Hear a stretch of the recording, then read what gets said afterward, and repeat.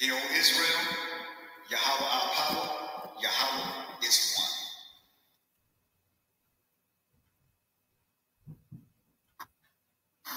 "12 tribes, 12 stones, 2 parents, 1 home."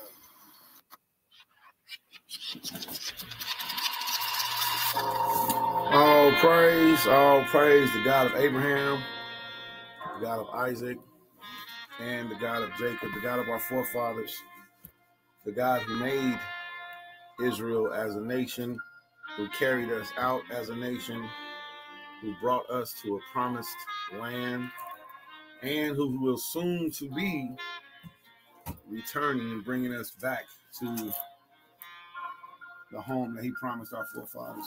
It's your brother QadashYam, and we are back at it like Torah addicts out of rehab. And we're about to do a real quick Torah portion reading. Shalom to all you early birds up on a Shabbat day with me. You know, I'm very grateful. This truly is the day that Yahweh has made. We will rejoice and be glad in it. Man, it's been a trying week, man. You know, and I pray that everybody that's participated in this trying week, you know, that I guess that's been alive, right? You know, everybody that's participating in this trying week, that you all made it through with a cheerful heart, man. I know it can be a challenge. but we ain't got no choice but to continue, but to endure. We definitely don't want this ride to end, you know. You know, we definitely don't want this ride to end, man. So, you know, we want to encourage everybody that's a part of the 12 tribes to continue going forward, to continue staying strong. You know, continue going forward, man. If you come across some type of trial and tribulation, just go through it. Go through it with a cheerful heart, and be responsible for your own actions. Be responsible for your own actions, for your own words, man. Hold accountability to yourself.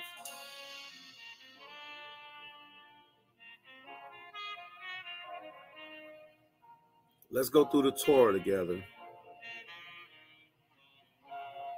Let's go through the Torah together. Let's go through the Torah together.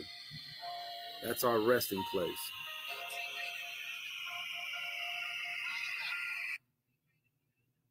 All right. Time to build. All praise to God of Abraham, Isaac, and Jacob. It's time to build. I ain't gonna stunt. I've been waiting for this day. Now this day is here. Hey, we own it. Back at it like Torah addicts, like we say. Out of rehab. I love that line.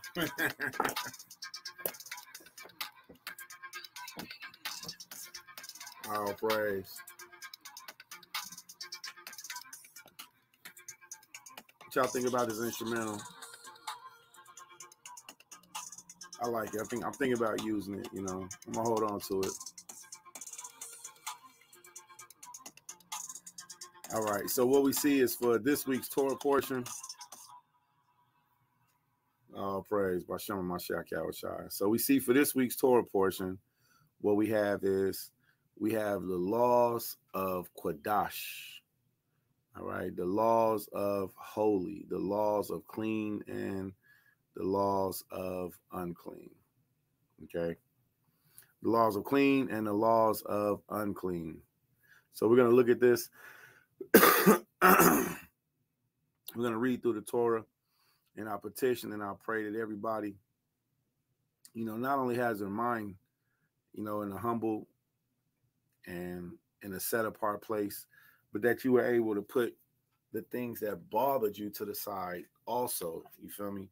Don't bring your mess into the Shabbat. The Shabbat is a holy day.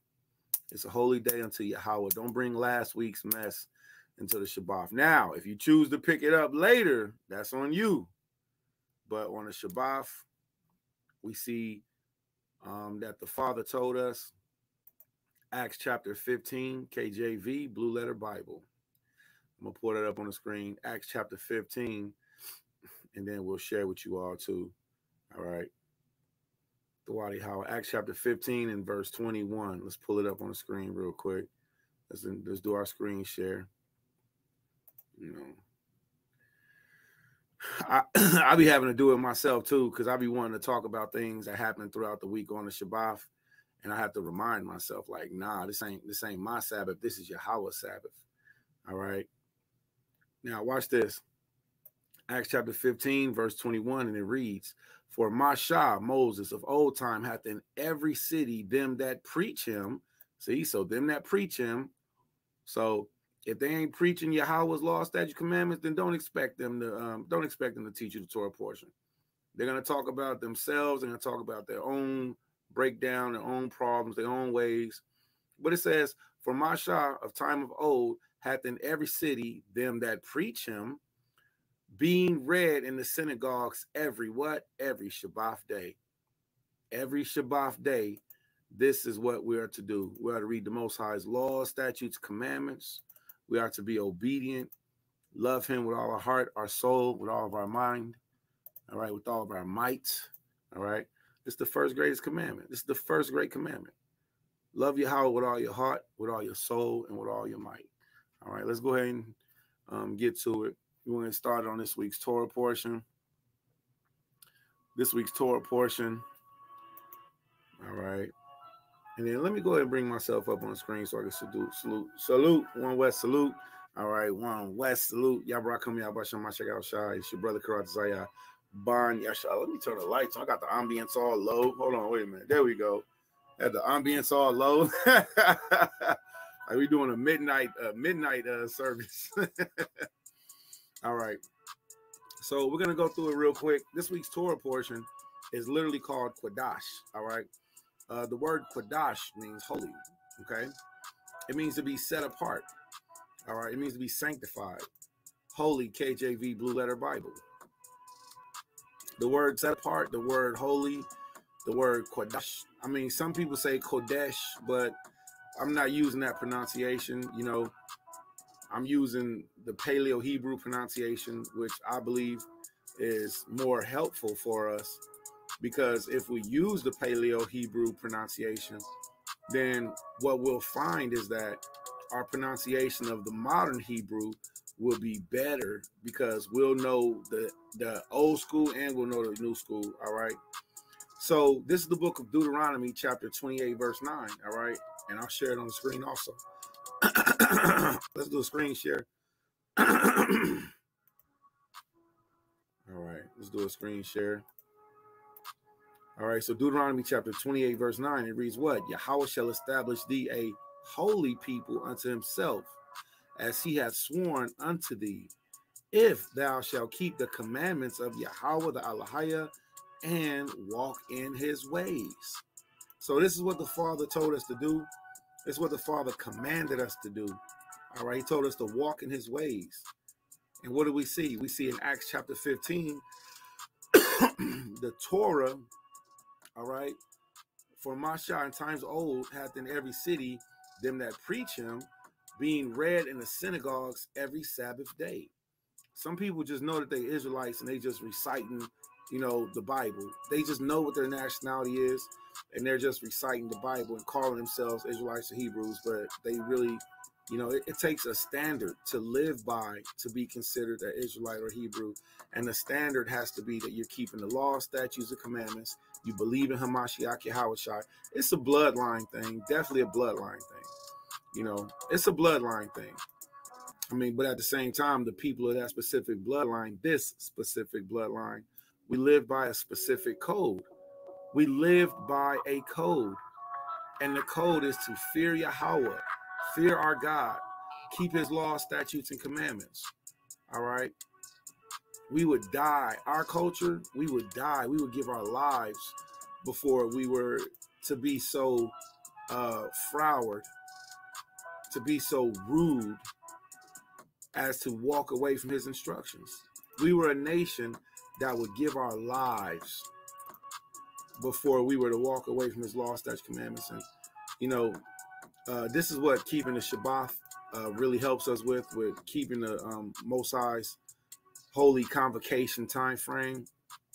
You know, this really does help. If you are Israelite, all right, and if you're claiming that you're an Israelite, and if you're claiming that you're one of the 12 tribes, all right, so what? You might be like, well, we don't know what tribe we're from. We don't believe in the 12 tribes chart. That's fine. You don't have to. If you believe you're an Israelite, though, if you believe you're the stock of Abraham, Isaac, Jacob from the 12 tribes, if that's your stance, then what you should be doing is you should be keeping the Shabbat day holy, set apart. No buying, no selling, no working, no pleasures, okay? No pleasures such as sexual pleasures, okay? You should be keeping your mind on the one who gave you a right mind. And if you're not keeping your mind on Yahweh, then what are you really doing? You're just doing the same thing that you do every week. You're just doing the same thing that you do every day of the week. The Most High said 6 days he gave us to work. But the 7th day, the Shabbat day, is a Shabbat day of rest. All right, so Bible Choir Tawab, everybody that's rocking with us, that's building with us, that's even going to see this video later. When you see this video, make sure you share it out on your Facebook. You know, the scripture says a wise youth makes hay while the sun shines, but what a shame to see a young man sleep away his hour of opportunity. That's the proverb. That's Proverbs chapter 10, and that's actually the Living Bible translation. That's the translation I memorized it in. But Proverbs chapter 10, it tells us to get up early, you know, to do our job when the sun is up. So I would prefer to do this. I know that the house of QadashYam, we're going to be resting on this Shabbat. All right, we're not going to be as involved as we usually are. I'm going to be studying. My intentions are to study and be available for my mashpachah. And sometimes you just got to set time to the side. You know, you might be unclean. You might just, you might just need to just refresh. So that's what the house of QadashYam is going to be doing. So we encourage everybody to keep the Shabbat set apart. All right, for you men, you husbandmen, ministers, minister to your families. All right. So again, you know, this is the standard that Yahweh gave us. Yahweh gave us the standard of being obedient, keeping his laws, statutes, and commandments, and to teach each other on the Shabbat day. All right. So that's Acts chapter 15, verse 21. All right. For Masha, for Moses, hath in every city them that preached him, being read in the synagogues every Sabbath day. So, you know, uncle should teach the Sabbath. Uncle should teach the law, statutes, commandments. Abba should teach the law, statutes, commandments. Zaquan should teach the law, statutes, commandments. Every Shabbat day. All right. So let's get back to it real quick. So Dawada Rashwan, Yahweh Shamar Latha. So this week's Torah portion is Leviticus chapter 19, verse 1 through verse 20. Verse 1 through chapter 20. All right, Leviticus chapter 19 through chapter 20. So that's very short. That's only 2 chapters, 19 and 20. You know, sometimes the Torah portion it'd be long. You know, this week's Torah portion is short. Okay. So then we have the prophet portion, which is Amos chapter 9, verse 7 through verse 15. So we want to hear the prophet portion because we want to hear what the Most High spoke about us, pertaining to us. All right. And then we have what? Then we have the gospel portion, Mark chapter 12, verse 28 through verse 34. So it's a very, very short Torah portion. All right. So I believe that we can get through this in just real quick, one setting. And that's exactly what we are going to do. Remember to keep the Shabbat day holy. Fire your pastor, Yahweh. 12 tribes of Yasha Allah are waking up. All right. In all the world. Okay. Remember to keep the Shabbat day holy. All right. So let's go ahead and get to it. We're going to start with the Torah portion reading. All right. For all those who have ears, let them hear. Okay. And we're going to get started with Leviticus chapter 19. And we're going to go through Leviticus chapter 19 through Leviticus chapter 20. All right. And I think it's stopping at verse 27. Let me double check again. All right. Let me put the okay, so yeah, Leviticus chapter through 27. All right. So Leviticus chapter 19 through chapter 20 and verse 27. Okay. All right. All right.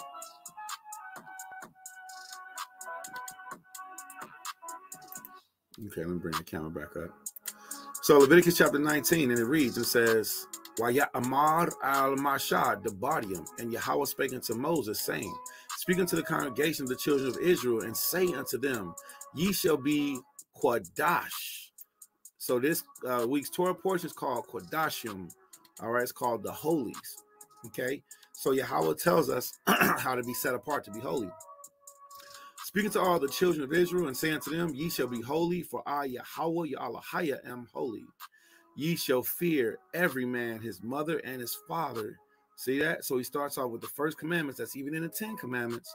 All right. Ye shall fear every man his mother and his father. Now that word fear goes into respect. Let's look at the interlinear real quick. Let's look at that word fear. Yarah, yara'ah, yara'ah, yara'ah. All right, let's see what yara'ah means, or yarah. All right. Yara'ah. All right. So to reverence, see, it means to be afraid, terrible, terrible thing, dreadful, reverence, fear, terrible acts. So we see that the word respect or reverence. So we are to reverence our parents. All right.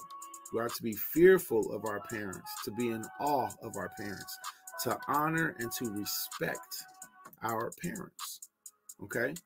So this is how Yahweh told us to be in reverence, to be in fear, to be in respect of our parents. All right. Ye shall fear every man his mother and his father, and keep my Shabbathim, keep my Sabbaths.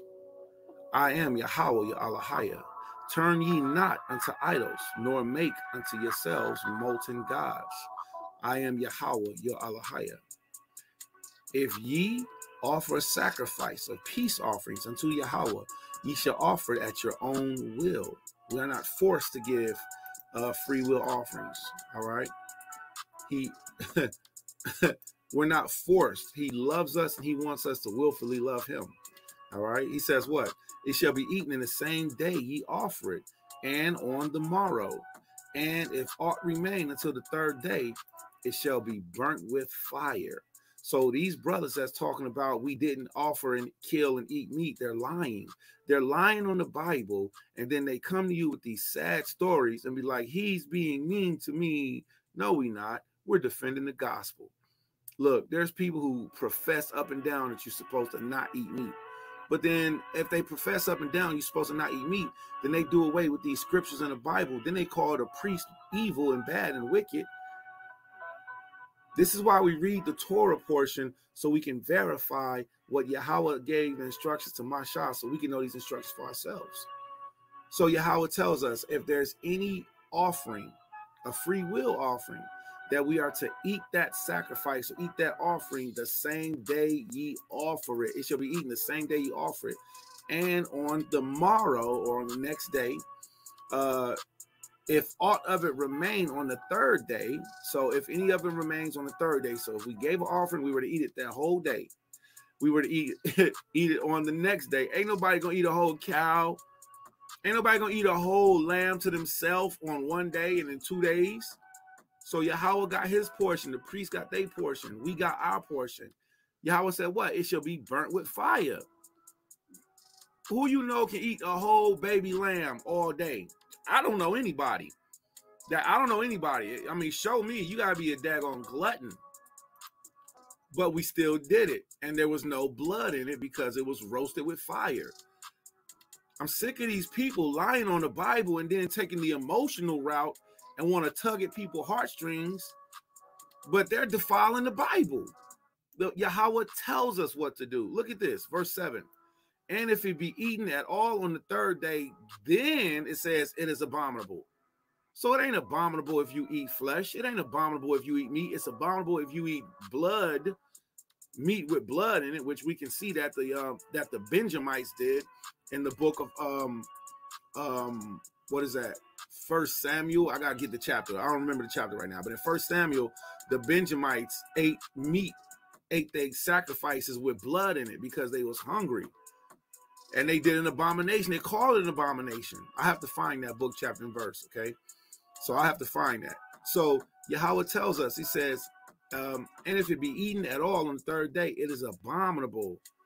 It shall not be accepted. Therefore, everyone that eateth it shall bear his iniquity, because he hath profaned the hollow thing of Yahweh. So this sacrifice, this offering, I heard one brother say that Yahweh came to save the animals. I was like, nigga, quit your job. Like, stop trying to teach at all whatsoever. Go back to the drawing board.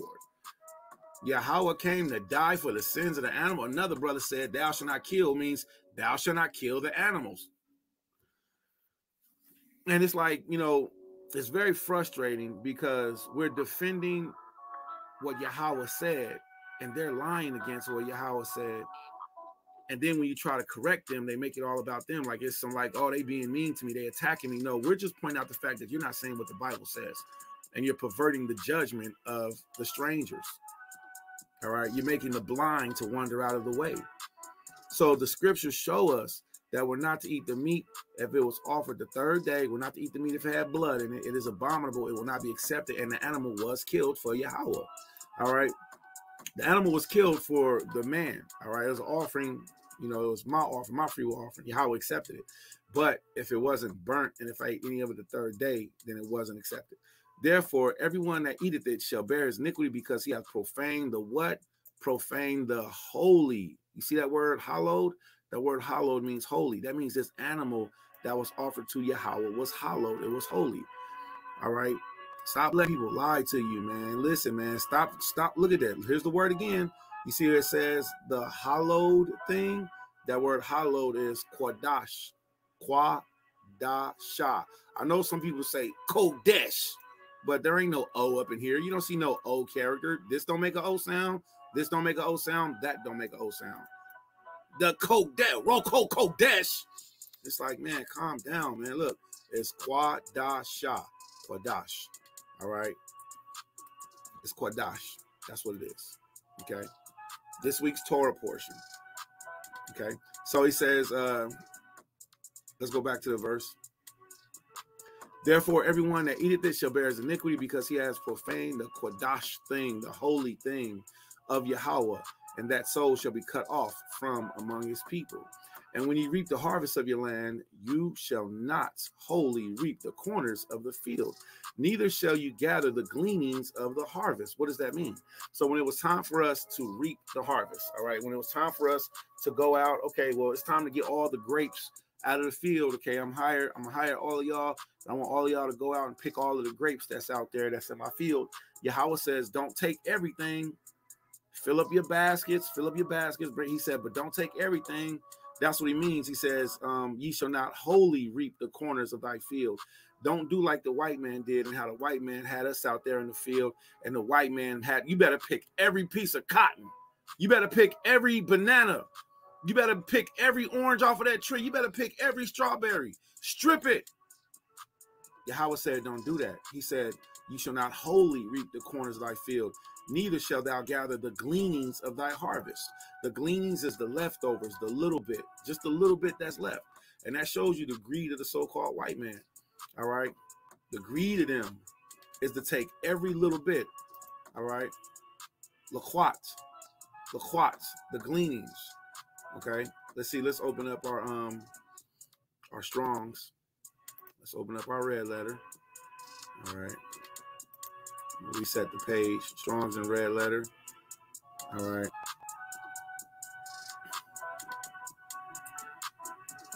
All right, so we see the same thing in Leviticus chapter 23, verse 22. Yahweh says, and when ye reap the harvest of your land, ye shall not make clean the riddance. You see that? Of the corners of the field, of thy field, when thou reapest, neither shalt thou gather any gleanings of thy harvest.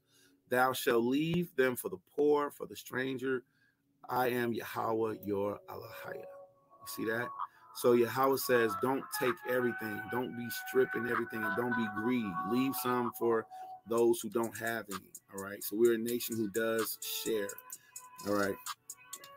All right. Hold that thought for 1 second. I need to make sure that I share this out. I'm gonna tag our brother Dimitri Milligan in this, man. You know, all praise, man. All praise. Shabbat shalom. Shabbat shalom, family. All praise. Salute to everybody that's building with us on Facebook. All right. All right. Throw out for everybody that's sharing this out, man.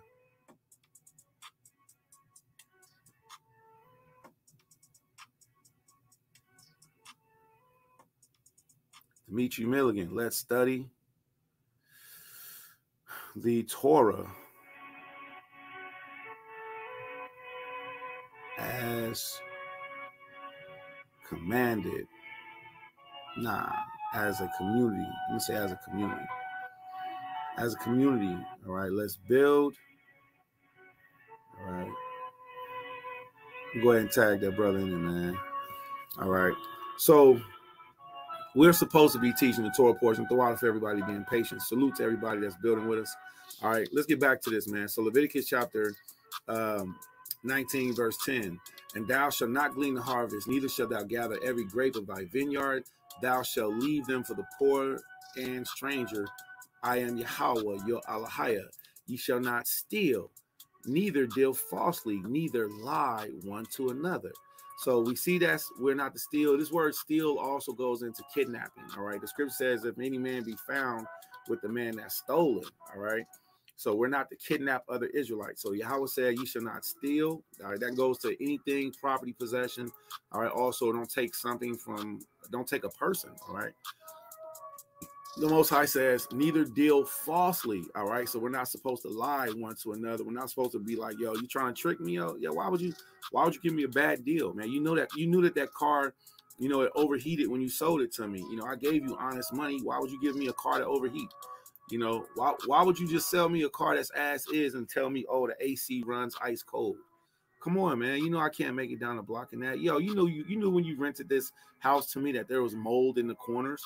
You knew that when you rented this house to me that the siding was falling off, man. Why would you deal falsely with me? Then the scripture says, neither lie one to another. Now I had a time where I lied. I was in the truth, and a brother asked me, he's like, QadashYam, did you or did you not buy some weed?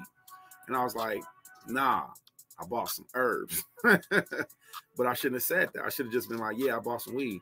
Don't y'all know that ate me up for months? And I had to go back to him, and I had to go back to the community, and I had to go back to the elders community. I was like, you know what? I'm sorry. I didn't want to tell him that I had bought some cannabis because I thought that it would hinder his faith. But it hurt him more that I didn't tell him the truth. So I had to bear that iniquity until I told the truth about that thing. All right. I think I said I bought some tea because at the time I was boiling cannabis. I was boiling and I was making teas out of it and drinking it like that. But I was smoking it too. But let me go ahead and get that. But I've said that before. I don't anymore. I don't smoke cannabis anymore because Yahweh, he not only corrected me from that, but he showed me my error. So with that being said, and that's a testimony I've given other times on different videos. You can find it back in the past. All right. So I don't encourage smoking of cannabis. It's just not a good idea. All right. It's a hindrance. It's a vice. So don't do it. All right. That's my testimony. So I lied to a brother, man, and that it was on me. I had to get it off me. The only way I can get it off me was if I went to him straight up and was like, yo, what you said was right. I did this. And he was like, see, I knew it. And I was like, you're right. And I just had to bear it. But then I will praise the Most High. There were some elders that was there that was present. That was like, what you did was the right thing. You did wrong in the first, but what you did showed X, Y, and Z. And their words healed me, So with that being said, Yahweh says, don't steal, do not deal falsely, neither lie ye one to another. Ye shall not swear by my name falsely, all right? Neither shalt thou profane the name of thy Allahiyah. I am Yahweh. So we are to not very, I think that's very clear and cut, very open, but it can go into, you know, more specific realms, details. You know, first of all, I think anybody that this is my stance. Anybody, I don't think it's just like, yo, I swear to God. Like, I don't say that. Like, and then here's another bad thing. Like, you know, right now in this generation, they got this phrase. It's called on God. They be like, on God, on God, on God. And they be saying that like, yo, you little niggas is swearing to God. Like, yo, watch your mouth. Yo, watch your mouth. Like, yo, on God. Like, yo, chill out with that, man. You swearing to the Most High. The Most High said, thou shalt not swear by my name falsely. All right. And then if y'all hear them, yo, you got to make sure. Hey, don't say that. Don't say on God, homie. You swearing to the Most High. The Most High might take your breath, bro. Be careful, man. That's a fad. That's a phase, man. Find something else to say, man. You start the next trend. You start the next cool thing to say that everybody else say. But don't say that just because you hear everybody else saying it, man. The Most High said, thou shalt not swear by my name. And even if they turn up their lips at you, they kiss their teeth, still telling the truth. Why? Because you're going to be showing them that you actually love them by telling them the truth, okay? If a person say, on God, or I swear to God, you know, you can't swear. All right, Yahweh said, let Yahweh shine.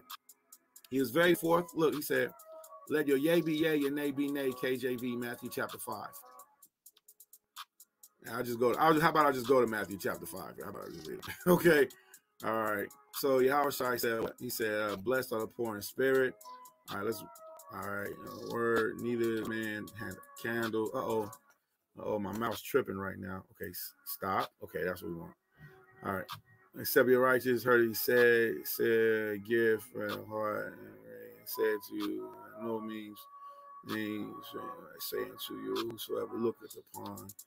All right, he said, I say unto you, whosoever put away his wife, and you heard it be said, oh, thou shalt not forswear thyself. All right. Again, verse 33. Again, ye have heard it that it had been said by them of old time, thou shalt not forswear thyself, but shall perform unto Yahweh thine oaths. But I say unto you, swear not at all, neither by heaven, for it is God's throne. So you can't swear by anything. You can't swear about a heavens.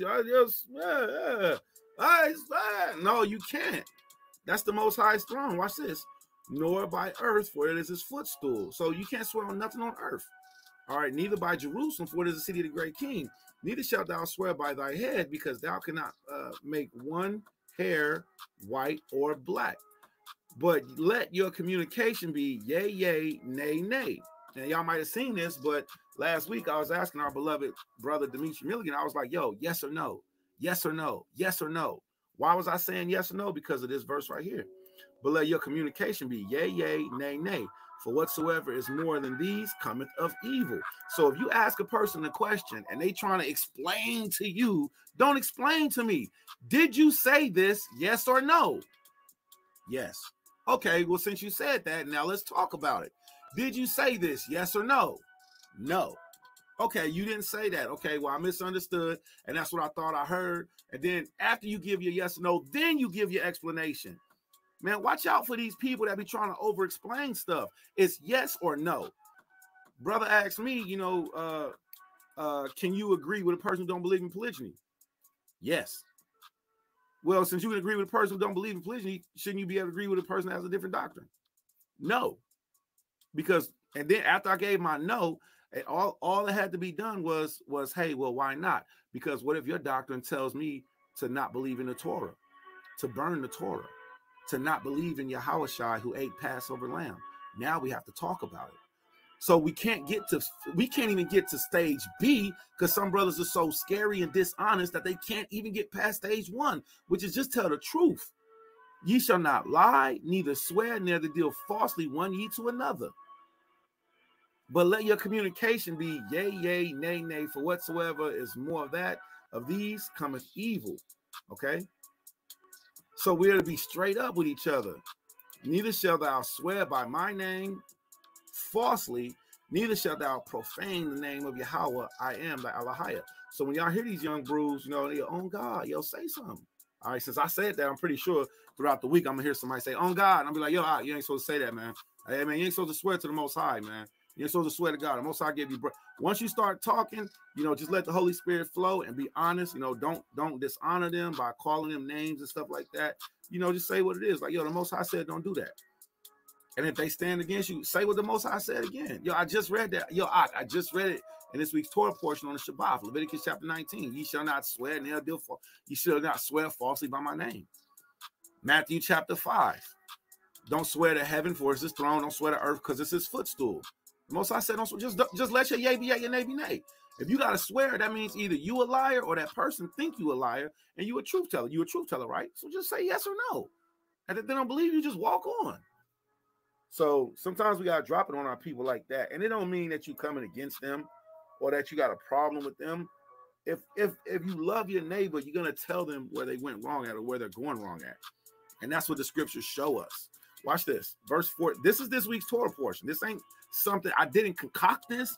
I didn't plan this. I didn't make this up. This is literally this week's Torah portion. You can't make this stuff up. All right. Leviticus chapter 19, verse 13. Ye shall not defraud thy neighbor, neither rob him. The wages of him that is hired shall not abide with thee all night until the morning. So we see in our culture, you got paid at the end of the day. All right. It ain't supposed to be, you a week in a hole. And then after that, you get paid, or you got to wait 2 weeks to get your check. Nah, you're supposed to get paid every day, brother. All right. But we're in this culture, this society. So some stuff, man, we're going to have to be under the standard of the Gentiles for right now. Okay. But when Yahushua comes back, he's going to set up his standard. Okay. Verse 14, thou shalt not curse the deaf, nor put a stumbling block before the blind, but shall fear thy Allahiyah. I am Yahweh. Now, here's something I think is really powerful here. All right. Everything is powerful. Every word of Yahweh is powerful. Thou shalt not curse the deaf. Okay. Don't take advantage of. Don't blaspheme. Don't come against those with not only disabilities, but, let's say the spiritual deaf. Okay. Everybody know, you shouldn't be like, oh, you deaf. Well, lollipops and pickle sticks, they can't hear me anyways. Like, everybody should know to be like that. But what about the spiritually deaf? All right. What about the spiritually blind? Nor put a stumbling block before the blind. Everybody knows you shouldn't make a blind person to trip. Okay. We should know that. Now, what about the spiritually deaf? What about the spiritually blind? We shouldn't curse the spiritual deaf, nor should we put a stumbling block before the blind. All right. We have an obligation. We have a job. We have a duty to be good and to be just and to be fair, to be right to each other. Now, you might not like it because somebody that you care or love or respect about, they might have told you, hey, listen, the words that you said were wrong. You might not like. Now, I would understand if you actually didn't say anything wrong and they was just trying to like be huffity puffy against you. But, if you did say something wrong, and they're constantly telling you, maybe you need to do a self-evaluation. Maybe you need to go back to the starting blocks and not be a stumbling block before the blind. All right. And if you're not sure, just don't say anything. If you're not sure, just don't say anything. And sometimes it's better just not say anything. I do that sometimes. I'll be like, you know what? I ain't gonna say nothing. I'll just keep it moving. Be like, you know what? I ain't even interested. Not like I'm discouraged. I just, you know what? I don't even want to do that. I'm cool. I got other stuff to do right now. I just put you out of my mind. All right. So the Most High tells us, he says, thou shalt not curse the deaf, nor put a stumbling block before the blind, but shall fear Yahweh the Allahiyah. I am Yahweh. Ye shall do no unrighteousness in judgment. So in our mind, we might think we're doing and saying something right. But if I find out, I used to teach this, I used to teach a doctrine incorrectly. And it wasn't on purpose. I just thought I was saying something right and I wasn't. The scripture says, and the daughters of Israel tires were round like the moon. Well, I used to talk that was speaking about their body shape, but it was actually talking about their head wraps. And once the brother and the elder showed me, man, they was cracking up at me. And I was salty. I was salty like that dude on Belly. I was sitting in the corner like, yo, I'm gonna get you, B. Or I'm gonna get you, B. Okay, B. Like, I was salty like him. Like, but they had corrected me and they was laughing. It was like, you think that's what that mean, Ak? And I was like, yeah, it said right there. They tires round like the moon. The boys, they was cracking up. But once I seen it, but I had to listen first. And it don't feel good sometimes. But you have to hear that opposing view so you can be. And if you have more than one person telling you, listen, that's not what that scripture means. you need to really take a step back and look at it. They didn't come from no outside books. They didn't come from no, they went straight to the source. We read the word in Hebrew and in English. We read the word in English and in Hebrew, so we can get the proper meaning, okay? We read the word in English and in Hebrew, okay? So we can get the proper meaning of it, okay? So we read the word in English and in Hebrew so we can get the proper meaning, all right? We learn about etymologies so we can get the proper meanings of things, okay? We go to historical references, people who actually lived and were there, 1st, 2nd century, not no white man who just popped up in the 1800s. Wow, you know, so we can get the proper understanding. So when we're looking at this, ye shall do no unrighteousness in judgment. Let's look at this real quick. All right, let's scroll down. Ye shall do, we see la'ah, as they say low, unrighteousness in judgment. Mashapats. All right, let's see what mashapats means. Judgment, justice, ordinance, act of deciding a case, place, court, seat, judgment, mashapats. Like you have mashara'ah, Yasha'Allah, the government of Israel, right? So mashapats. All right, so we see sentence, decision, judgment, execution, time, justice, right, ordinance. Look, decision and law, right? So we shall do no unrighteousness in our decisions, in the Torah, in the law, in our judgment. If I tell you that you don't got to do this because, you know, this is why I think you don't got to do it, then if I make a statement like that, you are obligated to go to the Torah. You're supposed to go to the law books and say, wait a minute, the law says we're supposed to do this forever. It says it here, here, here. And it's okay to do that. You need to surround yourself with men and women who follow the Torah and who have faith in Yahweh Shah HaMashiach. Because otherwise, if you don't, you'll be slighted in your judgment. Okay? You won't be even or balanced. Ye shall do no unrighteousness in judgment. Ye shall not respect the persons of the poor, nor honor the person of the mighty, but in righteousness shalt thou judge thy neighbor. Look at that. Thou shalt not go up and down as a talebearer among thy people, neither shalt thou stand against the blood of thy neighbor. I am Yahweh. Now let's look at this. Going up and down as a talebearer is a gossiper. It's not going up. Listen, if somebody committed adultery, you're supposed to be like, yo, that man committed adultery. Yo, that man slept with his sister. Yo, that man had sex. He had sex with women when they on their period. Yo, watch for him. That man is a rapist. Yo, watch for that woman. See the word talebearer. Rachal. Look at this. Scandal mongerer, as traveling about. Just because somebody might be telling the truth about something don't mean they're a scandal monger. Look, don't be a slanderer. Don't be a talebearer. Slanderer, talebearer, an informer. Whatever he says. I don't know what he says. All right. But a scandal. Look, if you tell me I don't got to do what Yahweh said, because you read in another book that's not what it says. But I'm reading in the Bible that's what it says. And I go and tell somebody, y'all go and tell the community of Israelites, like, yo, this brother said, you know, you don't got to keep the law, statutes, and commandments. That's not being a talebearer. Look, scandal is impiety, misconduct, wrongdoing, or an offense. All right. Okay. So listen, Yahweh commands us to keep each other in check. But the problem is you got some people that don't want to be corrected. You got some Israelites that don't want to be kept in check because they want to do their own thing and they want to prove that they're right, you know, and they want to hold fast to whatever it is that they got going on. But it's like they take the Bible and they throw it over their shoulder and they say, I'm going to read the gospel of the Holy 12. I'm going to read the gospel of Essenes. When we can clearly show you who the author of the Gospel of Holy 12, who the author of the book of the Essenes are. We can show you who they are. You can Wikipedia search these dudes. And they don't have no right to be teaching our people to be disobedient to Yahweh.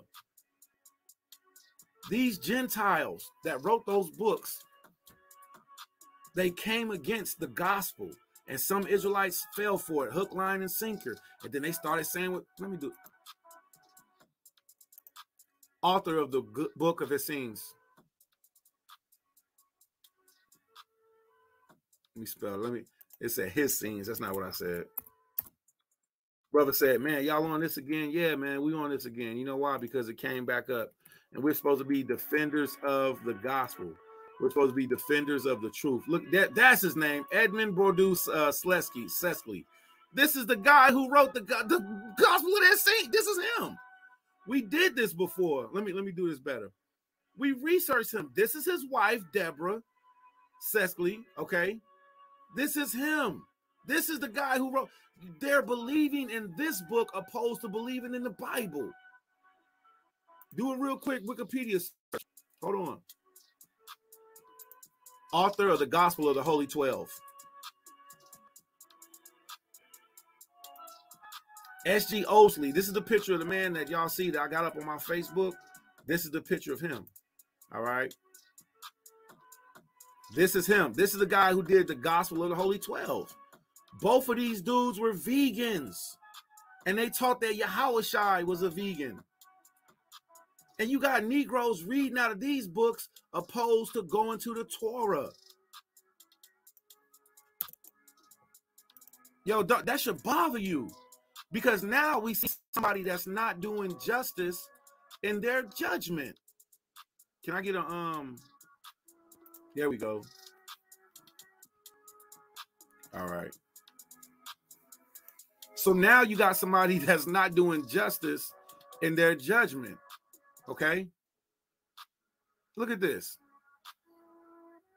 In response to a campaign for people for ethical treatment of animals, which claimed Jesus was a vegetarian, the Reverend Professor Andrew Lidsky referred to the Gospel of the Holy 12 in similar publications, saying, "Try as I may, I can find no evidence for their antiquity, and I deeply fear that their works are of fiction." They're works of fiction, y'all. So when you see the men and the women of Israel standing up for the Torah, standing up for saying, "Yo, listen, man, stop reading that trash. Get out of that garbage pile and come back to the gospel. Come back to the Acts chapter 15, verse 21, which says what? For Moses of old time hath in every city them that preached him, being read in the synagogues every Sabbath day." What? Moses of old time. Moses of old time. Moses' writings was the Torah. What? Read in the synagogues every Sabbath day. So we don't got to try to figure out if we're going to do a breakdown this weekend. Nah, we ain't got to do no breakdown. Yahweh already broke it down for us. And the breakdown is the Torah. It's the Gospels. It's the prophets. Leviticus chapter 19, verse 16. "Thou shalt not go up and down as a talebearer among thy people, neither shalt thou stand against the blood of thy neighbor." You know what this means? This means don't be like, "I don't like him because my elder don't like him." Excuse me.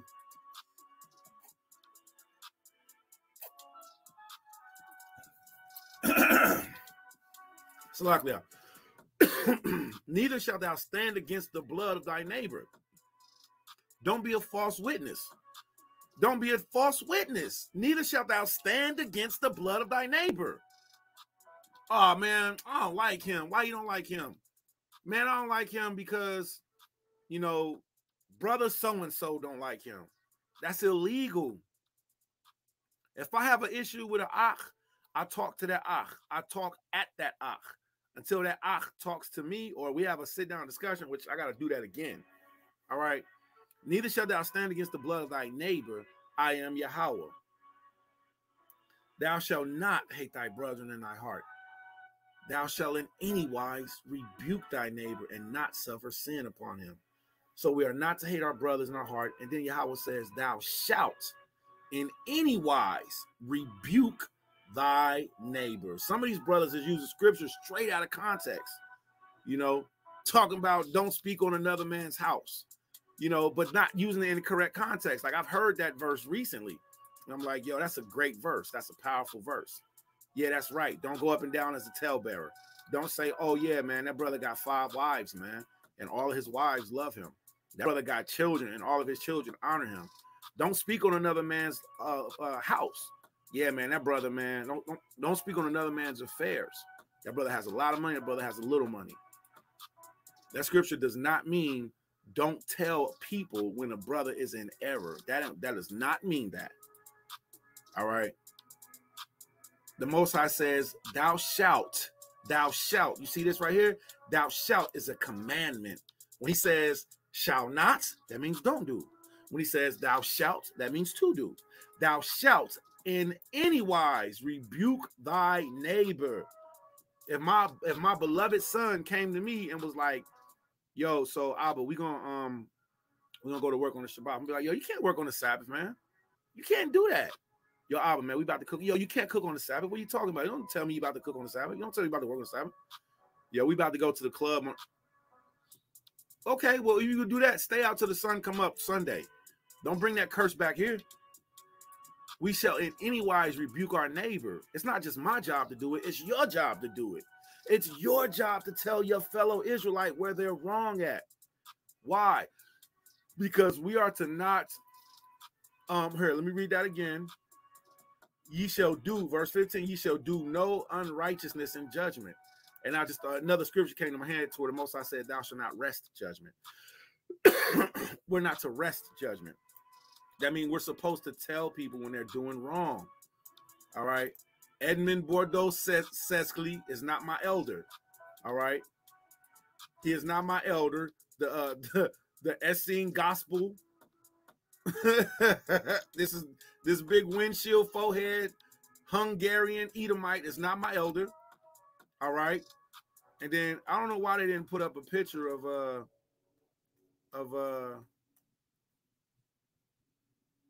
I don't know why they didn't put a picture of let me see, Source Gospel Holy 12.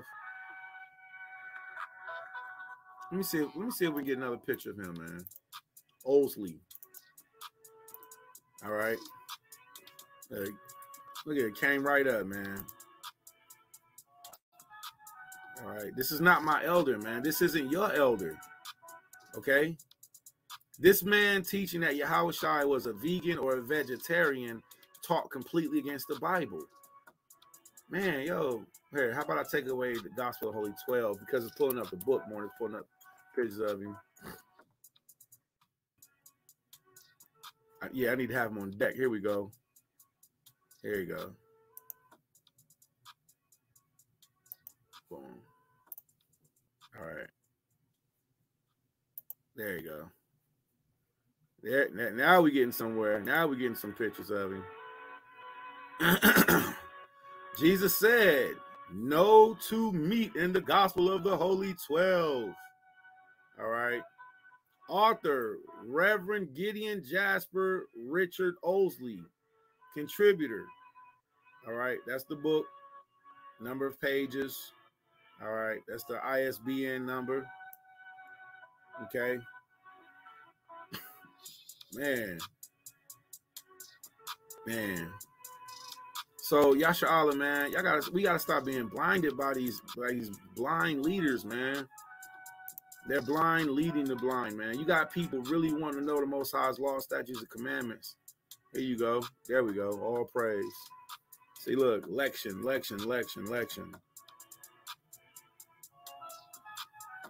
So you got people really wanting to know the Most High's law, statutes, commandments, but they're being taught incorrectly because you have Israelites, you know, going to these two Gentiles. All right. You got Israelites going to these Gentiles, man. Edmund Bordeaux Sescli and GJO. All right. Reverend GJO. All right. G.J. Oldsley. These are the two men who came up with these abominable damn books, these heretical books. Okay. Look at this. Let me read this. 1979 is when this dude, okay, was a Hungarian philanthropist and a linguist, philosopher, psychologist, and natural living enthusiast. Sescli authored the Essene Gospel of Peace, which he claimed he had translated from ancient texts. He supposedly discovered in the 1920s. Scholars consider the text a forgery. So Israelites shouldn't be following that foolery. Come back to the Torah. Come back to the law, statutes, and commandments, and things make sense. You want to save animal lives? Don't sin.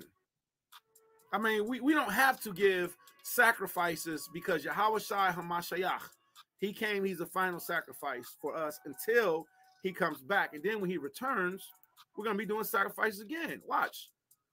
Psalms chapter 51, KJV, Blue Letter Bible.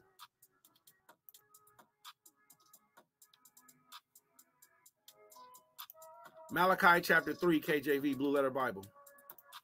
Psalms chapter 51. Watch what this says. When Yahawashi comes back, he's going to reinstitute sacrifices because it was something he said to do forever. And then you got these two Edomites, these two Gentile devils telling Israelites that they don't have to do them. Now, really though, if we were doing right, we wouldn't have had to do sacrifices. That was a law that was given to us. But then the Most High says, if you want to give me a free will offering, I will accept it. All right, we just read that, Leviticus chapter 19. He says what? For thou desirest not sacrifice, else I will give it. Thou desirest not, thou delightest not in burnt offering. The sacrifice of Allahiyah are a broken spirit and a contrite heart. O Allahiyah, wilt thou not despise. So he tells us that, listen, the sacrifices that we were giving were not what Yahweh initially intended for us to do. He wanted us to do right. But since we didn't do right, he gave us a law. Not Masha, the Most High gave us a law. Not King David, Most High gave us a law. Not Noah, the Most High gave us a law. Because when we sinned, there had to be atonement for sin through blood guiltiness. So if we did right, that's what he wanted. The Most High told us in the book of 1 Samuel, he said, obedience is better than sacrifice. If I didn't sin, this animal wouldn't have had to die for my place. So they're trying to take one thing out and just leave the other. See, the Most High said he didn't delight in. The Most High delight in children doing good instead of children apologizing. It's easy. Do good, and so you don't have to apologize. But if you mess up, give an apology. Look at this. The sacrifices of Allahiyah are a broken spirit. That's a real sacrifice. To do the law, statutes, and commandments is sacrifice enough. I believe that's Sirach. That's in Sirach. A broken spirit of Allahiyah, a broken spirit, the sacrifice of Allahiyah, a broken spirit, and a contrite heart. Contrite means a broken heart. I ain't gonna do that no more. That was wrong.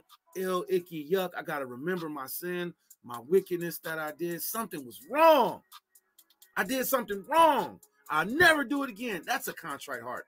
If I lived like that, then I wouldn't have to give sin offerings. But I can give you how as many free will offerings as I wanted to. Look at this. Watch this. Proven sacrifice is going to be reinstituted when Christ comes back. Verse 18. Do good in thy good pleasure unto Zion. Build the walls of Jerusalem. Then shalt thou be pleased with the sacrifices of righteousness, with burnt offerings and whole burnt offerings. Then shall they offer bullocks upon thy altar. What are these Negroes talking about? That's why we're speaking against it, because they're tearing pages out the Bible and they're saying they completely overlook these verses. I don't know if they know that they're there or not, but that's why we're here to say, hold on, what you're doing is not right. You're only reading from some of the Bible. And then you're going to the Gospel of the Holy 12 and you're taking people to the Gospel of Essenes instead of saying, you know what, these books was authored by these Gentiles in the 18 and the 1900s. And they actually come from Pythagoras, all right? From Pythagoras, the Greek, he was the one who came with that vegan teaching, all right? And the worshipers of Bacchus, they were vegans.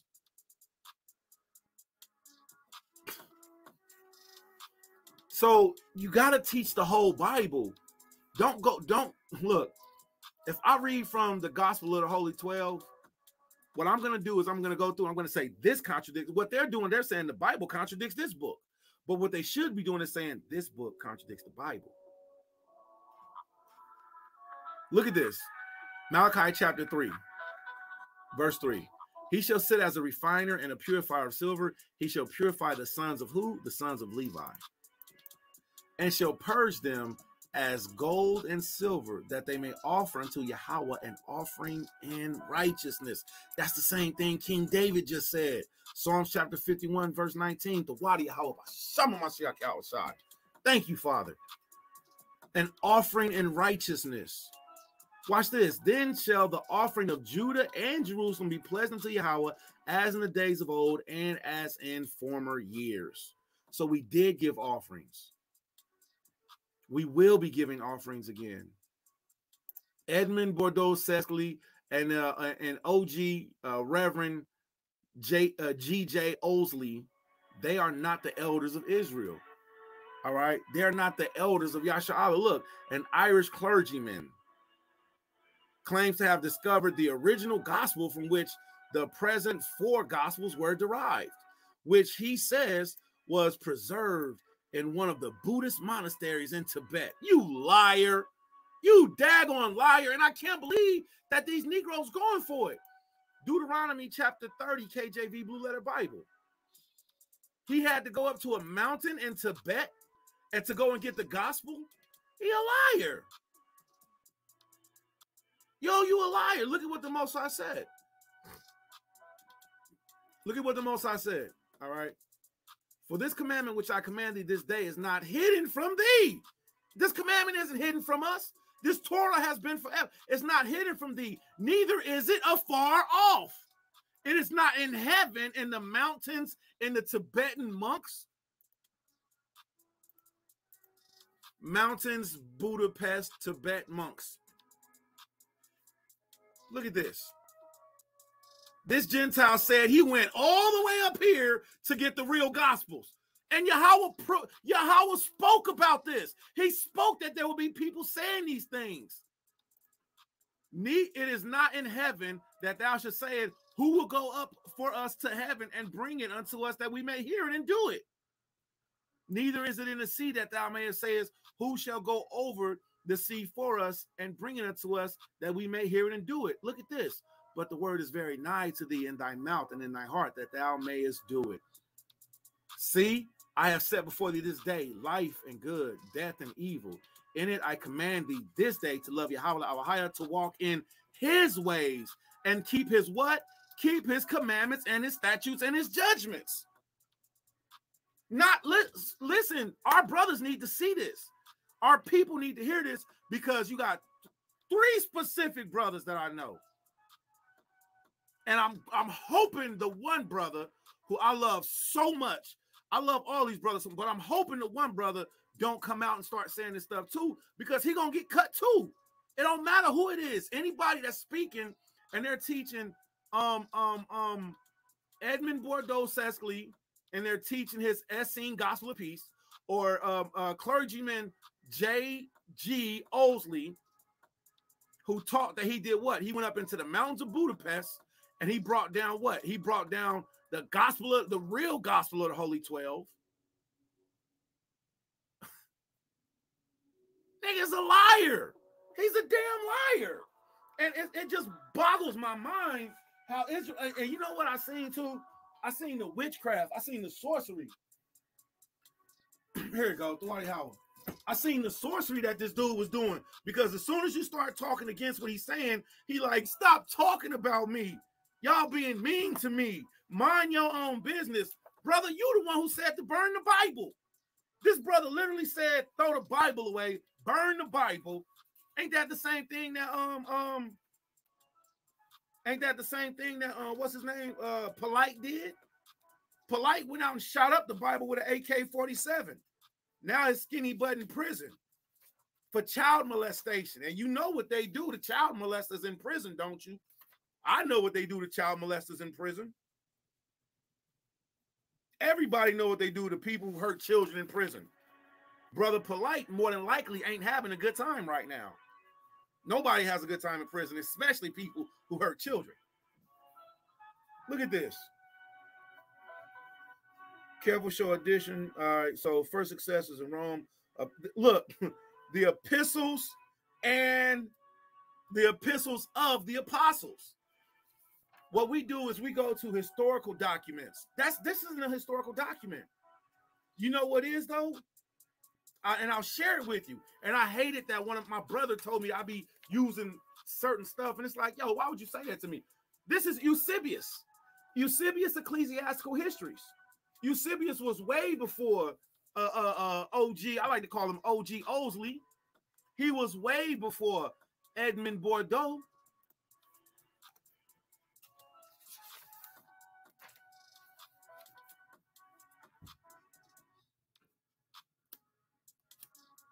I'm gonna stick to the Torah, man. Cause you know, I'm gonna stick to the Torah. That's what I'm gonna do for me and my family. We're gonna stick to the law, statutes, and commandments of the Most High. All right. Look at what he says. He says, this is called the order of the Gospels. For Matthew, who had first preached to the Hebrews when he was about to go to other peoples, committed his gospel into writings in his native tongue. It says that Matthew wrote his gospel in Paleo Hebrew. That's his native tongue. It wasn't found in Budapest. These Negroes is lying. Their teaching is wrong. Their doctrine is off. And they're teaching others to be off. And all we got to do is stick to the Torah. Leviticus chapter 19, verse 17. Thou shalt not hate thy brother in thy heart. Thou shalt in any wise rebuke thy neighbor and not suffer sin upon him. Thou shalt not avenge nor bear any grudge against the children of thy people, but thou shalt love thy neighbor as thyself. I am Yahweh. If you really love your neighbor, you're going to tell them like, nah, man, that's not right. Look, that's not right. And there's a way of doing that. And sometimes there's a rebuke that's not comely. And the scriptures tell us there's a rebuke that's not beautiful. Ye shall keep my statutes. Thou shalt not let thy cattle gender with diverse kind. Thou shalt not sow thy field with mingled seed. Neither shall a garment mingled of linen and woolen come upon thee. And whosoever lieth carnally with any woman that is a bondmaid betrothed to a husband and not redeemed, nor freedom given her, she shall be scourged. They shall not be put to death because she was not free. This verse right here proves that sex alone is not marriage. They had sex. They're not married. Matter of fact, she got beat for having sex. Okay? Verse 21. Man, the Bible proves itself. All you got to do is ask the Most High and keep searching the scriptures. Keep searching the Torah.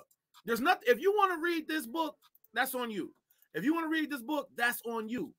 But what you should be doing is trying to see if this book agrees with the Bible, not if the Bible agrees with this book. Okay? You should be trying to see if this book agrees with the Bible, not if the Bible agrees with this book. Let me rephrase that. If this book, all right, the Essene Gospel of Peace, which has already been disproven, and you Negroes calling yourselves Essenes, you Negroes are not Essenes. Okay? You're not. If you want to try to live as an Essene, that's fine. I encourage you, practice as much virtue as you can. Great job. Great job. Practice as much virtue as you can. All right? And that's all I'll say. If you want to read this book, that's up to you. But it's got to be the Torah first. Acts chapter 15, verse 21. For Moses in time of old and in every city, of time of old hath in every city them preach him, being read in the synagogues every Shabbat day. Let me post that up. All right. So Moses was preached every Shabbat day. The Torah was taught every Shabbat day. All right. That's what was taught every Shabbat day. All right. H. Judy, Shalom, Shalom, King. I just came in, just seen you. Shalom, B. Most I bless. All right. Petio no light. Petio no light. Petio no light. Pedo no light. What's this? Pedo no light. Brother Pedo no light. That's crazy, man. That's crazy. All right. That's a new one. I haven't heard that one, brother. That's funny. Oh, praise the Most High. Let's get back to this Torah, man, because that's our job. All right. Our job is to read, study, and learn Yahweh's law, statutes, and commandments. All right. And teach them forever to our children. Leviticus chapter 19, verse 21. And he shall bring a trespass offering unto Yahweh at the door of the tabernacle of the congregation, even a ram for a trespass offering. And the priest shall make an atonement for him with the ram of the trespass offering before Yahweh for his sin which he hath done, and the sin which he hath done shall be forgiven him.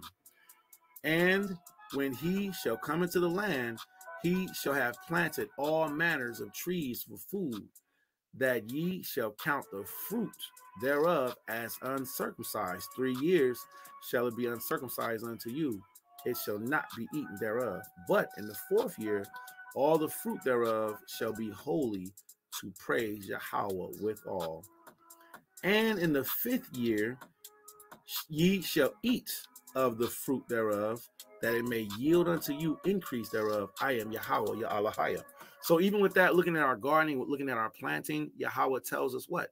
When you plant a tree, you know, don't eat it the 3rd year. The 4th year is dedicated to Yahweh. The 5th year, you can have it. Because what's supposed to happen is that tree is supposed to grow, and it's supposed to grow and grow and grow, and the fruits drop down, and they drop down, and it keeps going into it, and the tree soaks up the nutrients, and then it goes back up. For 4 years, it's supposed to go into this cycle. And on the 4th year, it's dedicated to Yahweh, hallelujah. And the 5th year, from the day that you planted that tree, now you can eat the fruit of it. So Yahweh gives us laws, statutes, and commandments. And we're to teach these. Look how wicked America is. It's mass production. Mass production. You a vegan, you a vegetarian, that's fine. You can eat whatever you want to. But when it comes to Passover, you're supposed to eat the lamb. Are you sure that that vegetable, that fruit that you eating from that tree came from a tree that yielded its fruit for 4 years? No, you're not sure. And they'll say the same thing about us. Well, are you sure that that animal was slaughtered? No, we're not sure. But that's why we also purchase our lamb beforehand on Passover, and we prepare it ourselves. All right. So with that being said, you should not eat anything with the blood. You see that? It says with the blood. So that means the blood can be in it. It don't mean anything that currently has blood in it. Neither shall ye use enchantment or observers of time. So no witchcraft. Ye shall not round the corners of your beard, corners of your heads, neither shall ye mar the corners of your beard. So the Most High tells us not to mar. Don't. I'm just gonna edge it up. I'm just gonna shape it up. I'm just.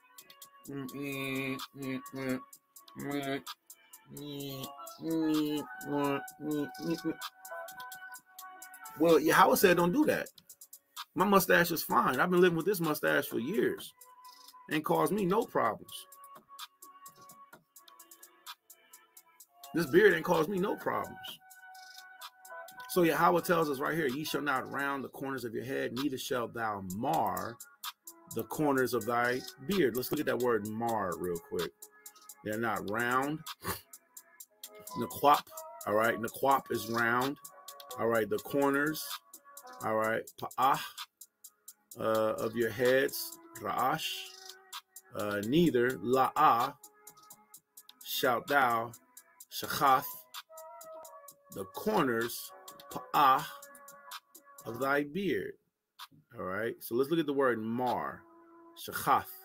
All right. Shachath. Let's see what mar means. All right. Now, I'm an avid teacher. Now, I know every man has his own face, his hair, his own beard. I'm an avid teacher of don't shave. Look, just don't shave. Let your real face be seen. You know, let the real you shine through. You know, don't shave. The word nachaf, it means to destroy, corrupt, to ruin, to decay. All right. To be marred, to be spoiled, be corruption, be corrupt, to be injured, to be ruined, to be rotted, to spoil, to ruin, to pervert, to corrupt, to deal corruptly, to spoil, ruin, destroy, pervert, corrupt, destroyer. See? So, you know, I'm an avid teacher of, hey, man, just don't shave. You know, if a person decides to, I'm going to go back to the scripture and say, the Most High said, don't destroy your beard. All right. Well, I'm not destroying. I'm edging up. You're destroying because you're taking, you know, and the scriptures do talk about the barber's razors, but that was during certain times. All right. That was during completing the oath, you know, completing the Nazirite vow, being defiled. Okay. Being checked to see if you have leprosy. So there's reasons that we shave, but we also see that but on a regular everyday standard, if everything was healthy and fine, you had a healthy and fine beard too. All right. All right. So let's read this again. All right, you shall not, verse 27, you shall not round the corners of your head, neither shall thou mar the corners of thy beard. Ye shall not make cuttings in your flesh for the dead, nor print any marks upon you. I am Yahweh. Do not prostitute thy daughter to cause her to be a whore, lest the land fall in whoredom and the land become full of wickedness. So a way that we prostitute our daughter is, we can do this and we shouldn't do this, is by the way we dress her. I know she's a little girl, but don't put her a diaper on and spandex and then let her go out in a spandex and diaper. Because remember, we live in America, and this is a pedo no light. What would your brother say? Pedo no light, right? We live in a land of pedo no lights. You know, we live in America, and it's pedophile. Pedophilia is rampant in America. Disney Channel helps to encourage it. So they put our daughters in leggings and spandex and pants and stuff like that, you know, but really we're supposed to be having from conception. Our daughters are supposed to be walking around in little dresses, looking like little flowers, not looking like, you know, little women that you know are looked at by sick-minded individuals, you know. And then you might have a person get mad and be like, that's a little girl, she can wear that, ain't nobody gonna look at her, she a little girl. Well, they obviously don't know what world we're living in. So if you're a father, if you're a mother, and you really love your children, dress them up in righteousness. So don't prostitute thy daughter, all right, to cause her to be a whore, lest the land fall in whoredom and the land become full of wickedness, all right? So legal prostitution, but also don't dress your daughters up in the attire of a harlot. Yahweh says, ye shall keep my Shabbaths and reverence my sanctuary. I am Yahweh. Regard not them that have familiar spirits, neither seek after wizards to be defiled by them. I am Yahweh, Ya'alahaya. Thou shalt rise up before the hoary head. So we stand up and we give respect to the elder men, especially those elder men who are teaching the law, statutes, and commandments, especially them.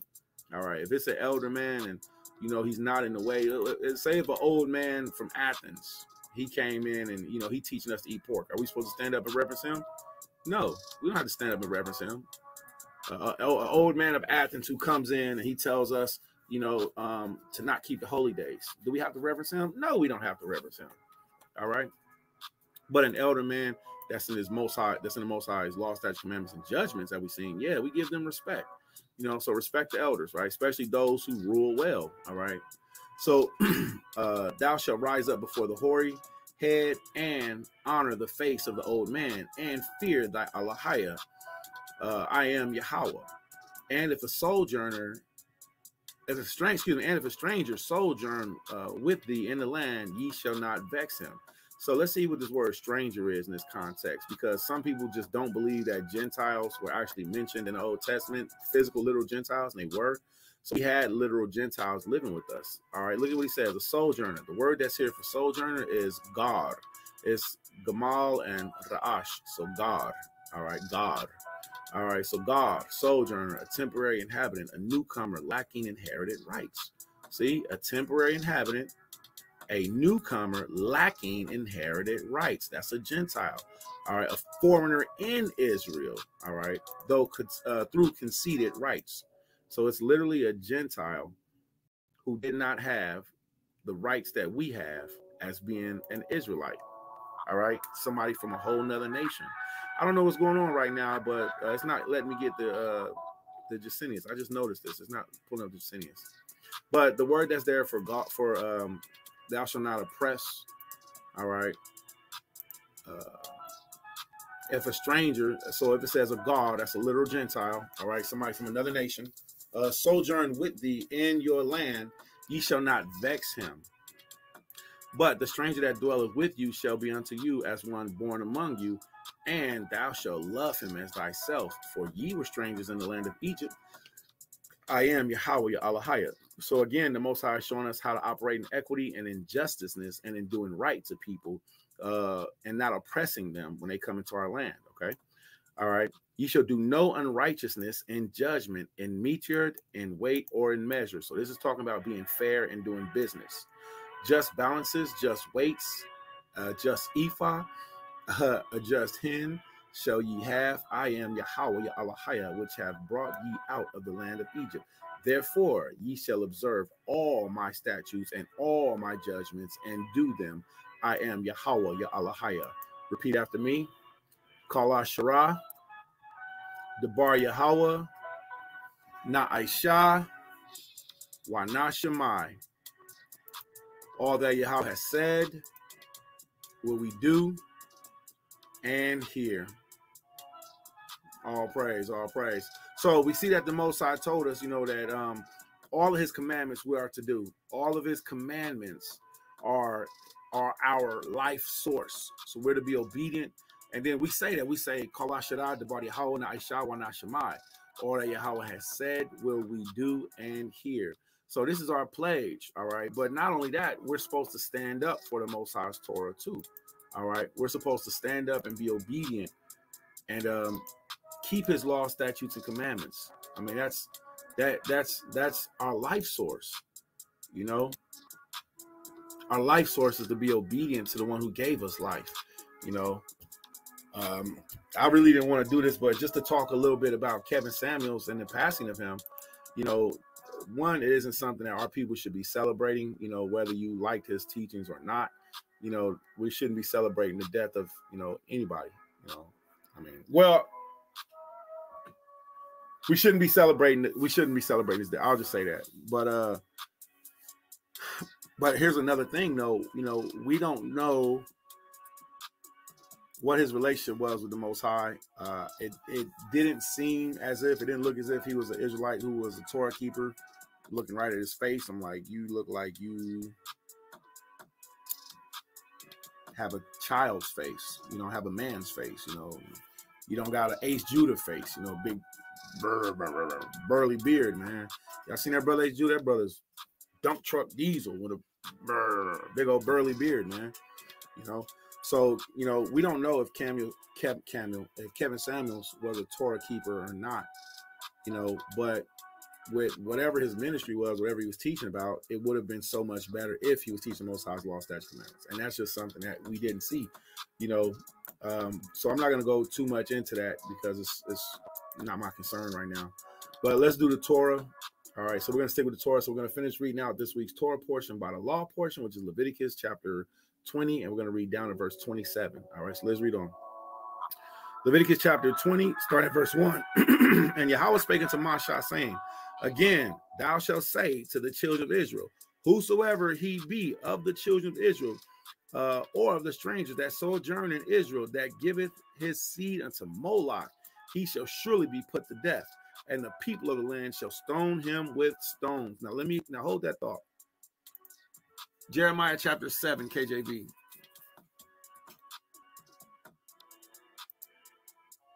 Let me see something real quick.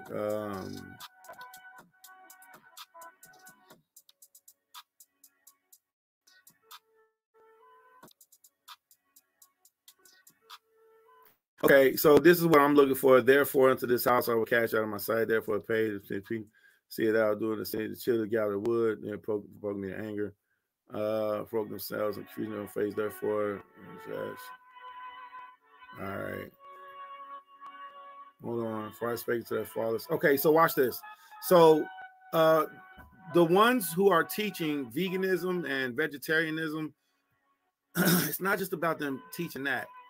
It's about them teaching their misunderstanding of the Bible is grossly perverted. So Yahweh blatantly tells us to give offerings and sacrifices. Now watch this. This is the book of Jeremiah chapter 7, verse 22. And you might hear this verse. For I spake not unto your fathers, nor concerning them that day that I brought them out of the land of Egypt, concerning burnt offerings and sacrifices. And I seen brothers pervert this verse. And I'm like, yo, and I had to pray. I'm like, yo, Yahweh, it looks like they're saying that you told us to not do sacrifices. And it's not, because Yahweh is telling us to do sacrifices. But look at what Yahweh said that we sacrifice. So what did we sacrifice that he told us not to do? So I'm asking everybody that's watching, what did we sacrifice that was precious to us that Yahweh never told us to sacrifice? Who were we sacrificing? That's a better statement. All right. Was it the animals? Let me read that again. For I spake not unto your fathers, nor commanded them in the day that I brought them out of the land of Egypt concerning burnt offerings and sacrifices. But this thing I command them, saying, obey my voice and I will be your God, and ye shall be my people, and walk ye in the ways that I have commanded ye, that it may be well unto you.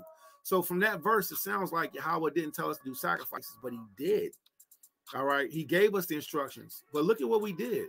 All right, matter of fact, I need to get this verse in the KJV so I can show y'all what it means. All right, but look at this. This is what we did. Verse 29. Cut off the hair, O Jerusalem, and cast it away, and take up a lamentation on the high places. For Yahweh hath rejected and forsaken the generation in his wrath. Now, you see this? He says, take up a lamentation in the high places. High places is a key word that shows us this is a place where we were doing wicked offerings at. The children of Judah have done evil in my sight, saith Yahweh. They have set their abominations in the house, which is called by my name, to pollute it. And they have built, look at this, high places of Tophet. Now, what's Tophet? I'll show you. Give me a second. High places of Tophet, which is in the valley of the son of Hinnom, to burn their sons and their daughters in the fire, which I commanded them not, neither came it into my heart. So when brothers are using this verse and they're trying to use Jeremiah, and I praise Yahweh, the water Yahweh, by Shema Mashiach Yahushua, because he defends his own word, especially from the unskillful and the unlearned, and for those who don't have a sincere heart and a diligent mind to study. Jeremiah chapter 7 is not talking about sacrificing offerings. It's talking about us not sacrificing, offering our children in the what? In the Tophets. Now, this is going to bring us right back to the Torah. Look at this. In the Hebrew Bible, Tophet, all right, Tawapath is a location in Jerusalem in the valley of Hinnom where worshipers engaged in ritual involving passing the child through the fire, most likely child sacrifice. So that's what Yahweh was talking about in Jeremiah chapter. It's so crazy because you can debunk what these brothers are saying if you just read the Bible. And that's why they have to use witchcraft and try to take you out of the Bible and try to tell you like, no, look in the gospel of the Holy 12. I don't got to. Look at this. Look at this. Here's the word Tophet. Let's see what it says. A place of fire. A place in the southeast end of the valley of Hinnom, south of Jerusalem. And it's the same as 86:12. Okay, so let's copy paste that. So Yahweh defends his own word. Don't ever let nobody try to use Jeremiah chapter 7 against you to try to say Jeremiah chapter 7, God never commanded us to give sacrifices, nor did it come into his own heart. See, the lying pen of the scribes, their precepts are sugar-coated poo-poo caca. Their precepts are terrible. And they would have their answers if they just read the Torah portion. I hope Dimitri Miller can see this breakdown. I need to send it to him. I need to call him and be like, yo, man, we got to talk about this. And I'm not, and this is why I just like, well, you got to do certain stuff with witnesses and you got to do stuff like straightforward. This is why some stuff got to be yes or no, because you have people that will do this long roundabout conversation instead of just showing you what the word says and explaining it. So Yahweh starts off, he tells us, he says, what? On human sacrifice. That's what this week's Torah portion is. Well, so when we seen certain people try to use Jeremiah chapter 7,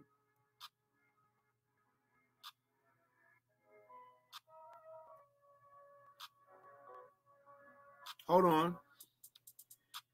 Jeremiah chapter 7.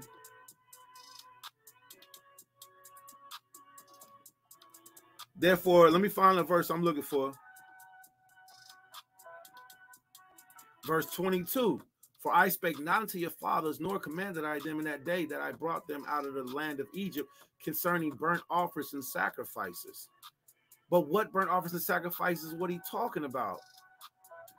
He was talking about us slaughtering and murdering our own children. That's why he literally used the word Topheth in here. Tawapath. Therefore, behold, the days come, saith Yahweh, that it shall be no more called Tawapath, nor the valley of the son of Hinnom, but the valley of slaughter.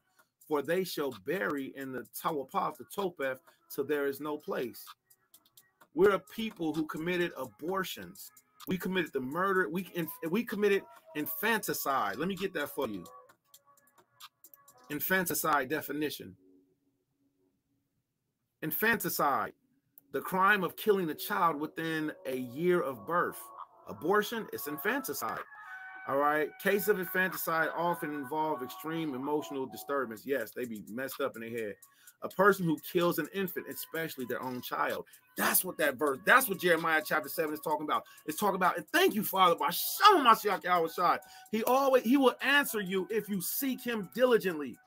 If you seek Yahweh, if you're looking for the answers, for truth, for righteousness, not to prove your own point, just to prove somebody else wrong, he will line things up for you. I'm not that smart guy. That's not me. I'm not him. I'm the one who just believes that every word that he said is correct. I believe the Bible from Genesis through Revelations. I believe it is true. I'm not one of them ones who's like, the Bible has been corrupted and convoluted. Therefore, we should read the Gospel of the Holy 12 and the Gospel of the Essenes. Burn your Bibles. That's not me. I'm like, yo, nigga, don't burn your Bible. Read it. Believe it. If you think there's a contradiction in the Bible, the contradiction is with you. You're the contradiction. You're the problem, not the Bible. Let's go back to the Torah portion. Leviticus chapter 20, verse 2. Again, thou shalt say unto the children of Israel, whoever he be of the children of Israel or of the strangers that sojourn with Israel, that giveth any of his seed unto Molech, he shall surely be put to death. The people, the people of the land shall stone him with stones. So it's true. If you committed abortions, infanticide, this was our judgment. This is what we did. We threw our children into the fire. A crime that was so horrible and so disgusting, yet Yahweh brought his wrath down upon us. He said, I never told y'all to burn y'all children. It didn't even come into my mind to do those sacrifices. Verse 3, and I will set my face against that man and will cut him off from among his people, because he hath given his seed unto Molech to defile my sanctuary and to profane my holy name. Now, y'all remember that idol? All right, this is the idol of, I believe it was the one that was the bull that had his hands spread out, and it had ovens. All right, it had ovens to where the people were burned in. Yeah, look at this. There we go, man. You can't make this stuff up. You see that? So this is the so-called priest. This is the idol, and this thing is on fire. You see that? Here's the fire. This thing was made out of bronze or whatever it was made out of, but it glowed red. All right, because it had a heat inside. It had smoke, and look, put the baby on top of it. And can you imagine that? The baby sitting there screaming and yelling. Look at this. Look at all these slots to put the babies inside of. Look at the fire that was kindled up under it. You see that? So Yahweh said, anybody who did this, look at this, the so-called priest, you see the fire, put the baby in it. So this is what Jeremiah 7 was talking about. It's not talking about sacrifices. And look, they had the music playing. Why? Because they didn't want to hear the screams of the baby. They had the drums, they had the horns, all of that stuff. So they wouldn't have to hear the screams of the child. I heard a woman tell me one time she had an abortion. She said, I can hear my baby crying. I said, what? She's like, yeah, when it was happening, I can hear my baby screaming. I was like, for real? She's like, yeah. I was like, how did that make you feel? And she ain't had nothing to say. I needed to know for myself, how did that make you feel? So this is what it's talking about. Jeremiah chapter 7 is not talking about regular sacrifice. It's talking about, see, look at this. They beating the drums, passed through the fire to Molech. They beating the music. I think that imagery is enough. If everybody understood that, put a 7 in the room. So Jeremiah chapter 7, where it says, verse 22, for I spake not unto your fathers, nor commanded them in that day that I brought them out of the land of Egypt concerning offerings and sacrifices. You see? So when he's talking about this, he's talking about verse, what's this, 30, verse 32. He says, therefore, behold the days, wait, I'm sorry, verse 31. And they have built high places of Tophet. The word Tophet means Tawapath. It's a place of offering in the valley of the son of Hinnom, to burn their sons and their daughters in the fire, which I commanded them not, neither came it into my heart. Now let's go back to Leviticus. This is why Dimitri Milligan needs to study the Torah portion. It happens every week, and it's been happening since the time of Moses, because their breakdowns are terrible. But if you just stick to the law, statutes, commandments, the prophets, the gospels, you can't go wrong. But that's hard to do if you don't believe that the same Yahushai of the Bible is the one who ate lamb. That's why they got to go away from it, and that's why they go to these books. That's why they go to these books, because it gives them an excuse. But these books don't stand up to the Bible. So the Most High says, so that's what it means when it says sacrificing thy seed, Molech, to the. Let's read the word. All right, verse 3. And I will set my face against that man and cut him off from among his people, because he hath given his seed to Molech to defile my sanctuary and to profane my holy name.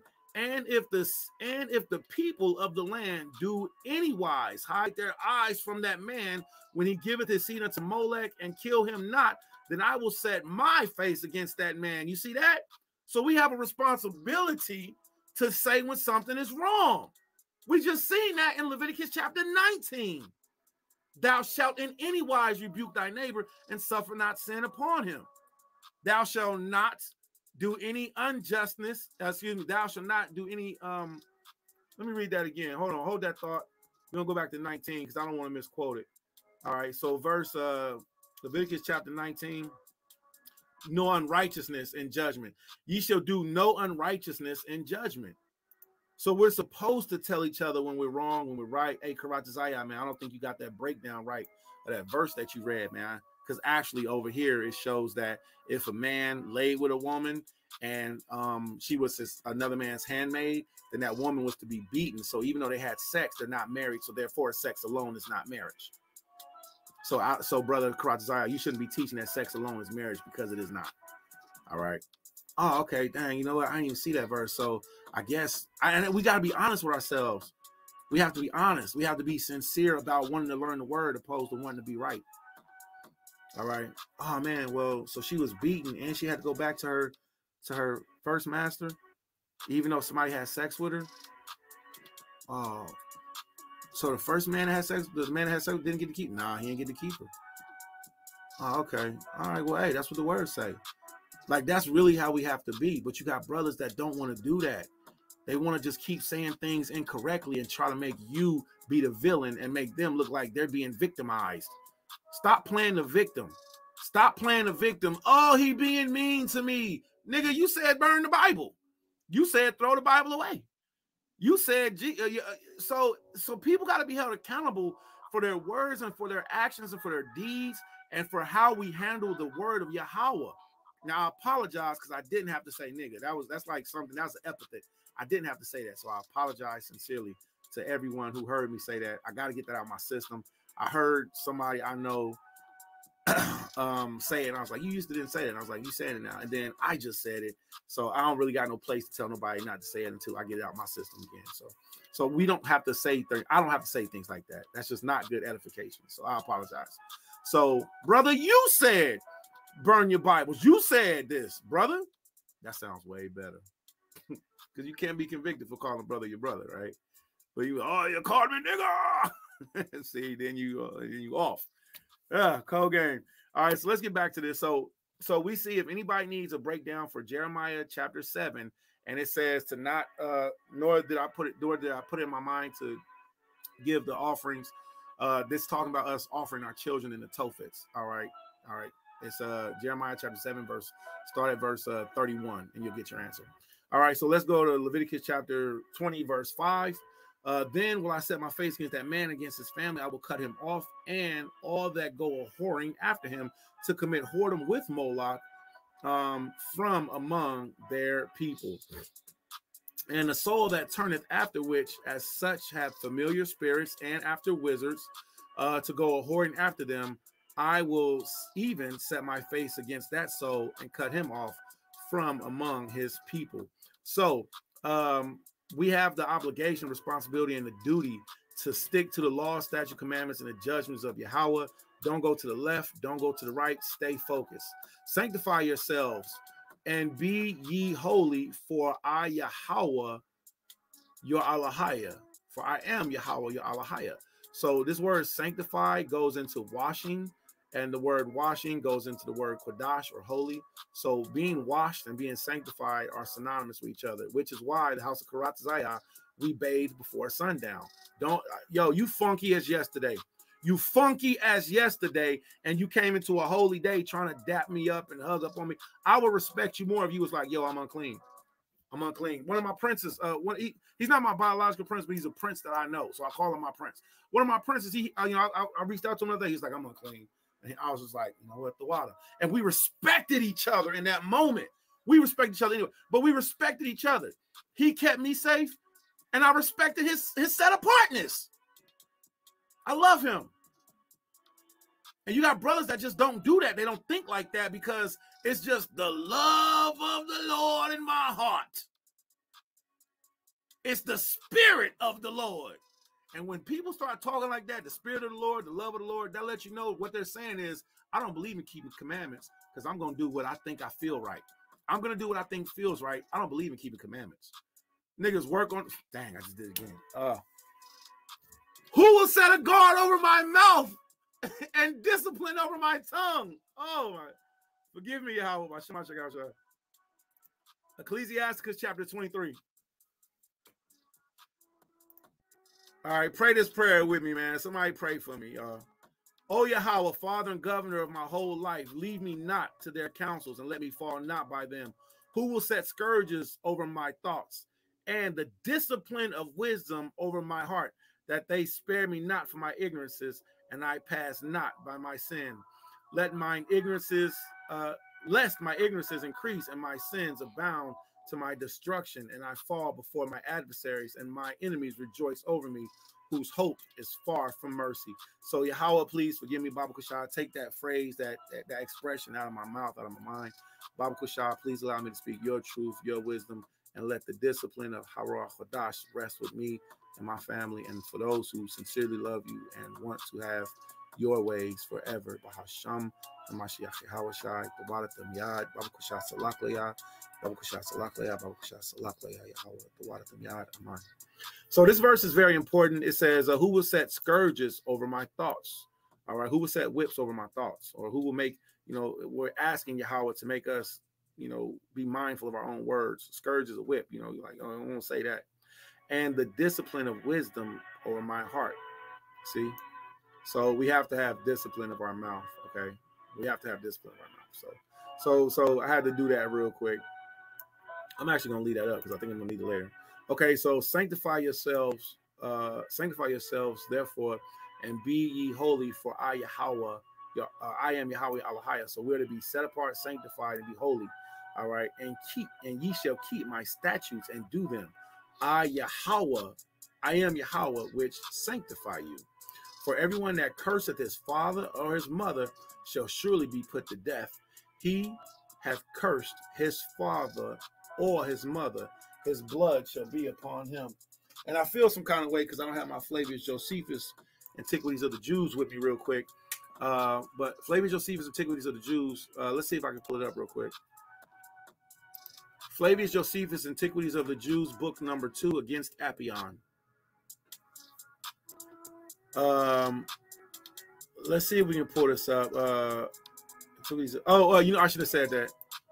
Flavius Josephus Against Apion, book number 2. Okay, now let's see if we can find this. I pray that Yahweh give us the ability to be able to find this word, man. All right, Nate. Okay. So, all right. Okay, so man, Yahweh is so good. Now, let me ask y'all a question. What do y'all think the odds are in scrolling through all of this?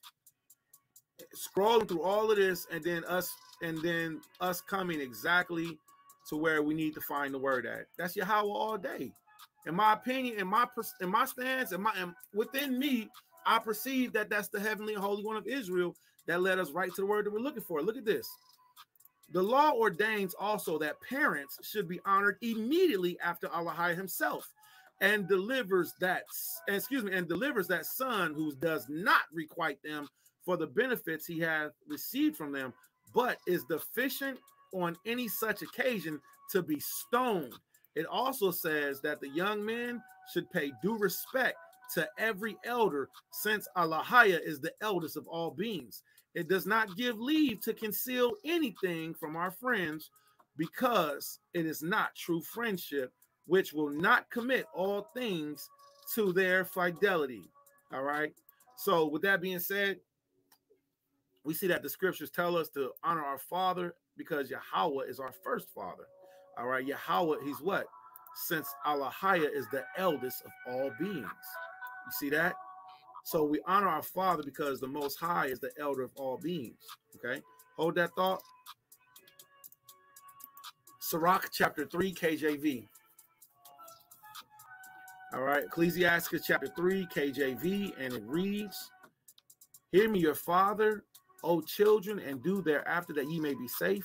For Yahweh have given the father honor over the children, have confirmed the authority of the mother over the sons. You see that? Now watch this. He that forsaketh his father is a blasphemer, and he that angereth his mother is accursed of Allahaya. You see that? Which, you know, of course, it puts it back on my mind. I have to go and pick up my nephews from AMOS, or if anybody's available from the house of QadashYam and you see me ministering, please take on the duty. I know it may be early. It ain't even early. It's 10 a.m. I got started at this thing at 5. Wow. So anywho, please contact AMOS and have Zaire and Tazaiwan picked up and brought to me. All right.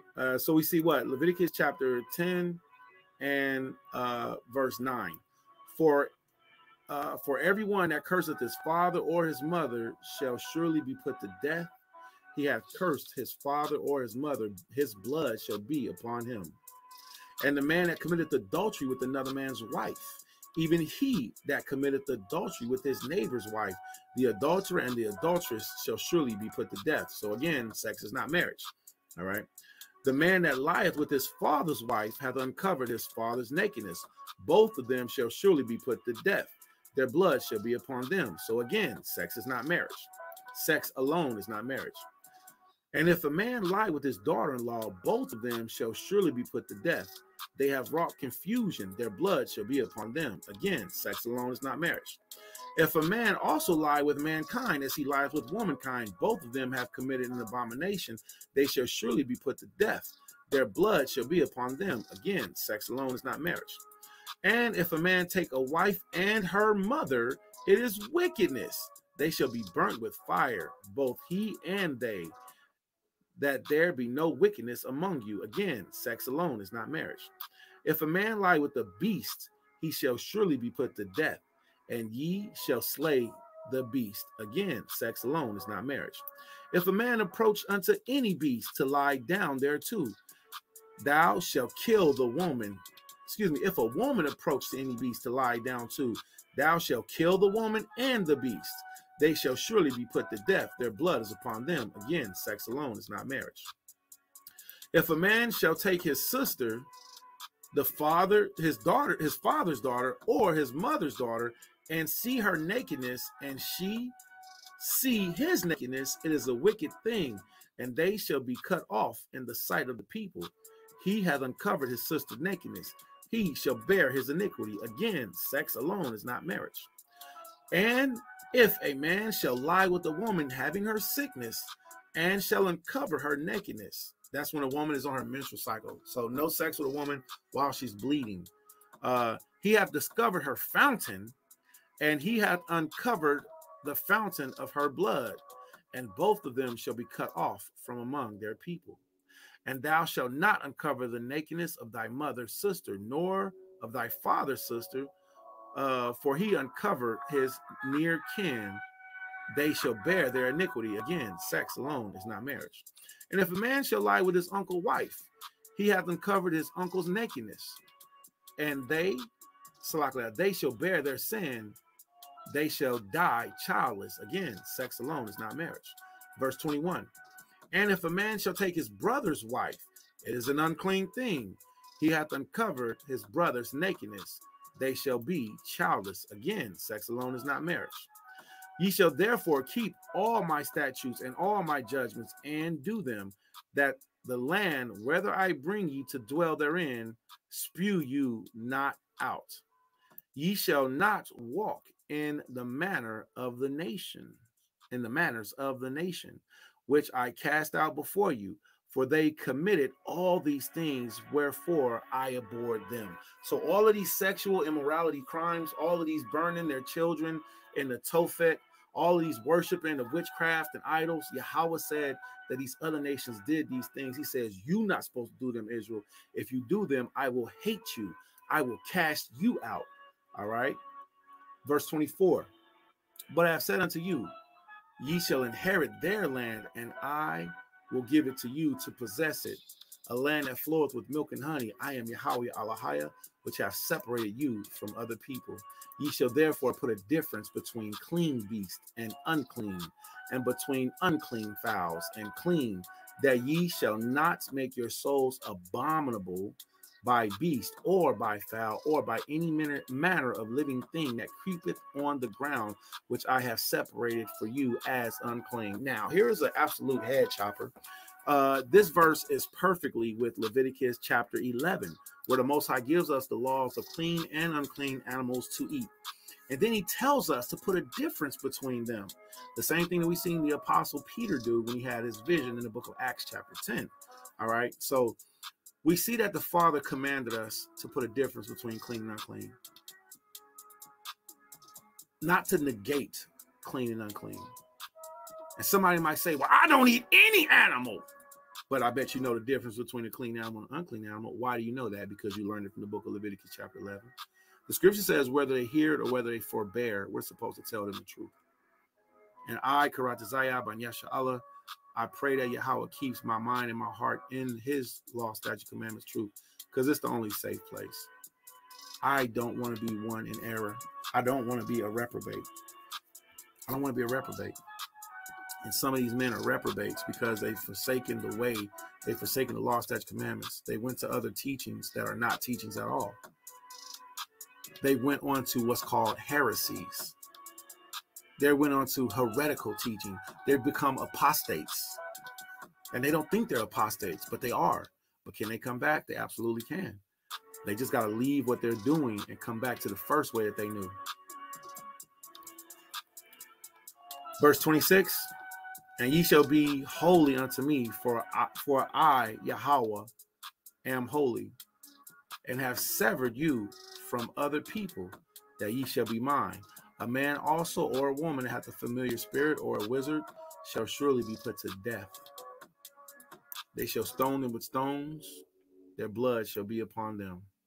Baba Kushah, please repeat after me. QadashYam, Debar Yahweh, Na'isha, Wanashemai. All that Yahweh has said, will we do and hear. All praise. So we say, QadashYam, Debar Yahweh, Na'isha, Wanashemai. All that the Most High said, we do and hear. And we say this in a sign of obedience, but it's also in the scriptures. You can find the scriptures where our forefathers said, all that thou said, what we doing here. We said that in the scriptures. So there's nothing wrong with it. Okay. So shalom to Amina, shalom Kanai, Wakanawam for letting me know it's 8:40 a.m. I appreciate that. My laptop says 10:42. I appreciate you. Jeremiah, man. It's a blessing to see you. Shalom Lacha Wakal Mashpakakagam.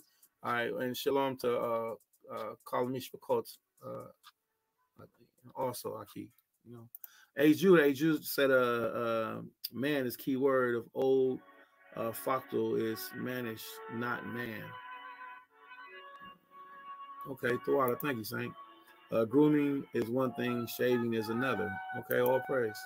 All right, Bible choir to you too, Shaddai. Yahweh Shema Alatah. All right, we got our brother H. Judah. That's it for this video, man. I want to go through the Torah portion to read the Torah. We may end up coming back and doing the prophets and the gospels. I know I'm definitely going to study for myself. I know for the house of QadashYam, I will be online this evening. We're going to be doing a sex alone is not marriage conversation with Maharka and Jeremiah. All right, so we're going to be doing that video first day of the week at 6 p.m. All right, so I'll be using today to practice and to study, go through the word. I'm in Facebook jail, so share this video throughout Facebook. Baba Kushah, please. I'm in Facebook jail for like 30 days, you know. So, you know, of course, we're going to use YouTube and whatever avenue we can use to get this gospel out. All right. So Anya Hablakam, I love you all. I pray that you all enjoyed this time frame of building with me. I sincerely enjoyed it with you all. Okay. I enjoy reading, going through the word. There's so much to do, so much to learn. All right. So much to learn. Well, you know what? We're here. Let's go ahead and do it. All right. So we're going to go ahead and go to Amos. Let's do it. We're here. Let's do it. All right. Let's go ahead and go to Amos. And we're going to do Amos chapter 9, verse 7 through verse 15. Amos chapter 9. Let's read. Are ye not as the children of the Ethiopians unto me, O children of Yasharallah, saith Yahweh? Have I not brought up Israel out of the land of Egypt, and the Philistines from Captor, and the Syrians from Ker? Behold, the eyes of Yahweh are upon the sinful kingdom, and I will destroy it from the face of the earth, saving that I will not utterly destroy the house of Jacob, saith Yahweh. For lo, I will command, and I will sift the house of Yasharallah among all nations, like as corn is sifted in the sheaf. Yet shall not the least grain fall upon the earth. And all the sinners of my people shall die by the sword, which say, the evil shall not overtake nor prevent us. Verse 11. In that day I will raise up the tabernacle of David that is fallen, and choose upon the branches thereof, and I will raise upon his ruins, and I will build as in the days of old, that they may possess the remnant of Edom. I know, H. Judah, I know you like the way that sound, right? That they may possess the remnant, what's left over of Edom, and all the heathen, and of all the heathen, which are called by my name, saith Yahweh, that doeth this. Behold, the days come, saith Yahweh, that the plowman shall overtake the reaper, and the treader of grapes that soweth seed, and the mountains shall drop sweet wine, and all the hills shall melt. And I will bring again the captivity of my people, and they shall build the waste cities and inhabit them, and they shall plant vineyards and drink wine thereof. They shall also make gardens and eat the fruits of them, and I will plant them upon their land, and they shall go no more, and they shall no more be pulled up out of their land which I have given them, saith Yahweh thy Allahiyah. Hallelujah, hallelujah, hallelujah. All praise the God of Abraham, Isaac, and Jacob for his redemption, his glory, his beauty, his mercy, his salvation, him putting us back into the land. All right. Him putting the hands of the Gentiles to work up under us. All right. We got to be mindful, though. The Most High says Yasharallah going to be destroyed. I'm sorry. Let me rephrase that. The Most High says the wicked nation, the sinful kingdom, verse 8, the sinful kingdom will be destroyed from off the face of the earth. All right. So the Most High also says, verse 10, he says, the sinner of my people shall die by the sword, which say the evil shall not overtake or prevent us. All right. So Yahweh says the evil ones of us will be put to death. So we want to make sure that we're on that right side of keeping his law, statutes, commandments, and believing in his son Yahweh Shai. Isaiah chapter 8, verse 20 is our remedy to the law and to the testimony, to the law and to the testimony. You can't beat that. He tells us exactly what it is. He says, to my laws, statutes, commandments, and to the testimony of Yahweh Shai HaMashiach, to the testimony of the one that was sent, because it's not the testimony of Moses only. It's not the testimony of Isaiah only. Everybody gave a testimony of the great king that will come. And that great king is HaMashiach. All right. So let's go to the book of Mark, chapter 12, and we're going to read very briefly. And guess what? We've made it through the whole Torah portion. I told y'all this Torah portion was short, so we might as well just go ahead and go through it all at once. So Mark chapter 12, verse 28. And one of the scribes came, having heard with him reasoning together, and perceiving that he answered him well, asked him, which is the first commandment of all? And Yahweh shall answer him, the first commandment is, hear, O Israel, Yahweh Eloheinu Yahweh Echad. Shema Yasharallah, Yahweh Eloheinu Yahweh Echad. Hear, O Israel, the Lord our God, the Lord is one. Let me read that again in English. Verse 29. And Yahweh shall answer him, the first commandment is, hear, O Israel, the Lord our God is one Lord. And that's called the Shema. Shema Yasha Allah Yahweh Allahayna Yahweh Chad. And thou shalt love Yahweh Allahai with all thy heart, with all thy soul, and with all thy mind, and with all thy strength. This is the first commandment. The second is like, namely, thou shalt love thy neighbor as thyself. There is none other commandment greater than these. And the scribe said unto him, well, master, hast thou said the truth? For there is one Allahaya, and there is none other but he. Verse 33. And to love him with all the heart, and with all the understanding, and with all the soul, and with all the strength, and to love his neighbor as himself is more than all whole burnt offerings and sacrifices. Verse 34. Then Yahweh, and when Yahweh saw that he answered him discreetly, he said unto him, thou art not far off from the kingdom of Allahia. And no man after that durst ask him any question. Call hallelujah, hallelujah, hallelujah. The scripture says, let everything have breath praise Yahweh. Hallelujah, hallelujah, hallelujah. All right. So let me stop right here at verse 33, and let's revisit verse 33 just for a second. And it says what? To love him with all your heart, with all your understanding, with all your soul, with all your strength. And to love his neighbor as himself is more than all whole burnt offerings and sacrifices. And that's I can't disagree with that. Absolutely a true and beautiful statement. To love the Most High, to be obedient to him, as he told us, obedience is better than sacrifices. So to be obedient to the Most High is better than any offering I can give. You know, just like a child. Like a child. Hold that thought real quick. I guess I don't gotta do that. I'm gonna do this. So to just like a child, to be obedient to his parent, it's better to be obedient than to have to apologize later. It's better to be obedient, you know, and do right than to have to apologize and come back later. So yeah, an apology is cool. Apology is nice. Yeah, that's great. Apology is great, but to not mess up at all, not to mess up at all is even better.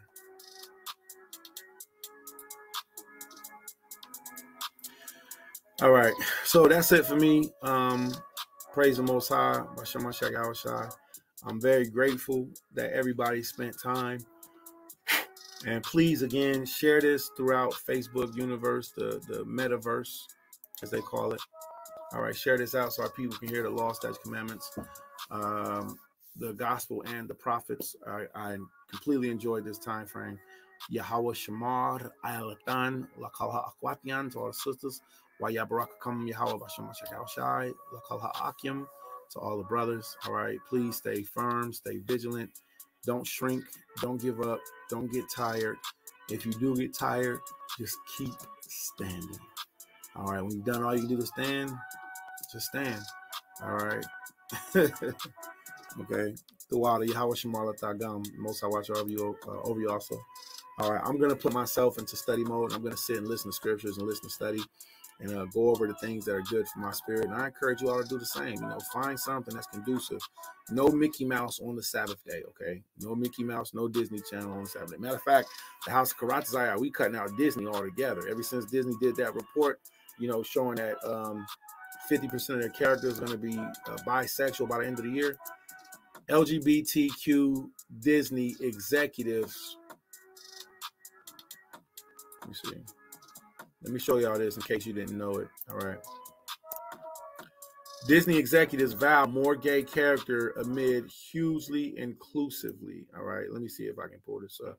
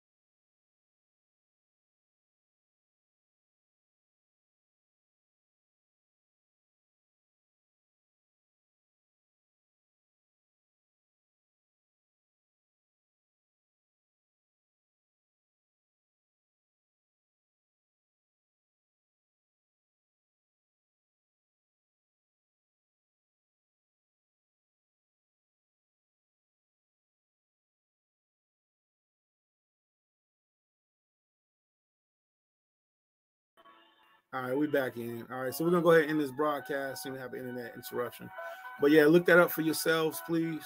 All right, look that up for yourselves. You know, the Disney LGBTQ community whole movement thing. So, anyways, with that being said, yeah, bro, come here. I had a blessed time building with you all.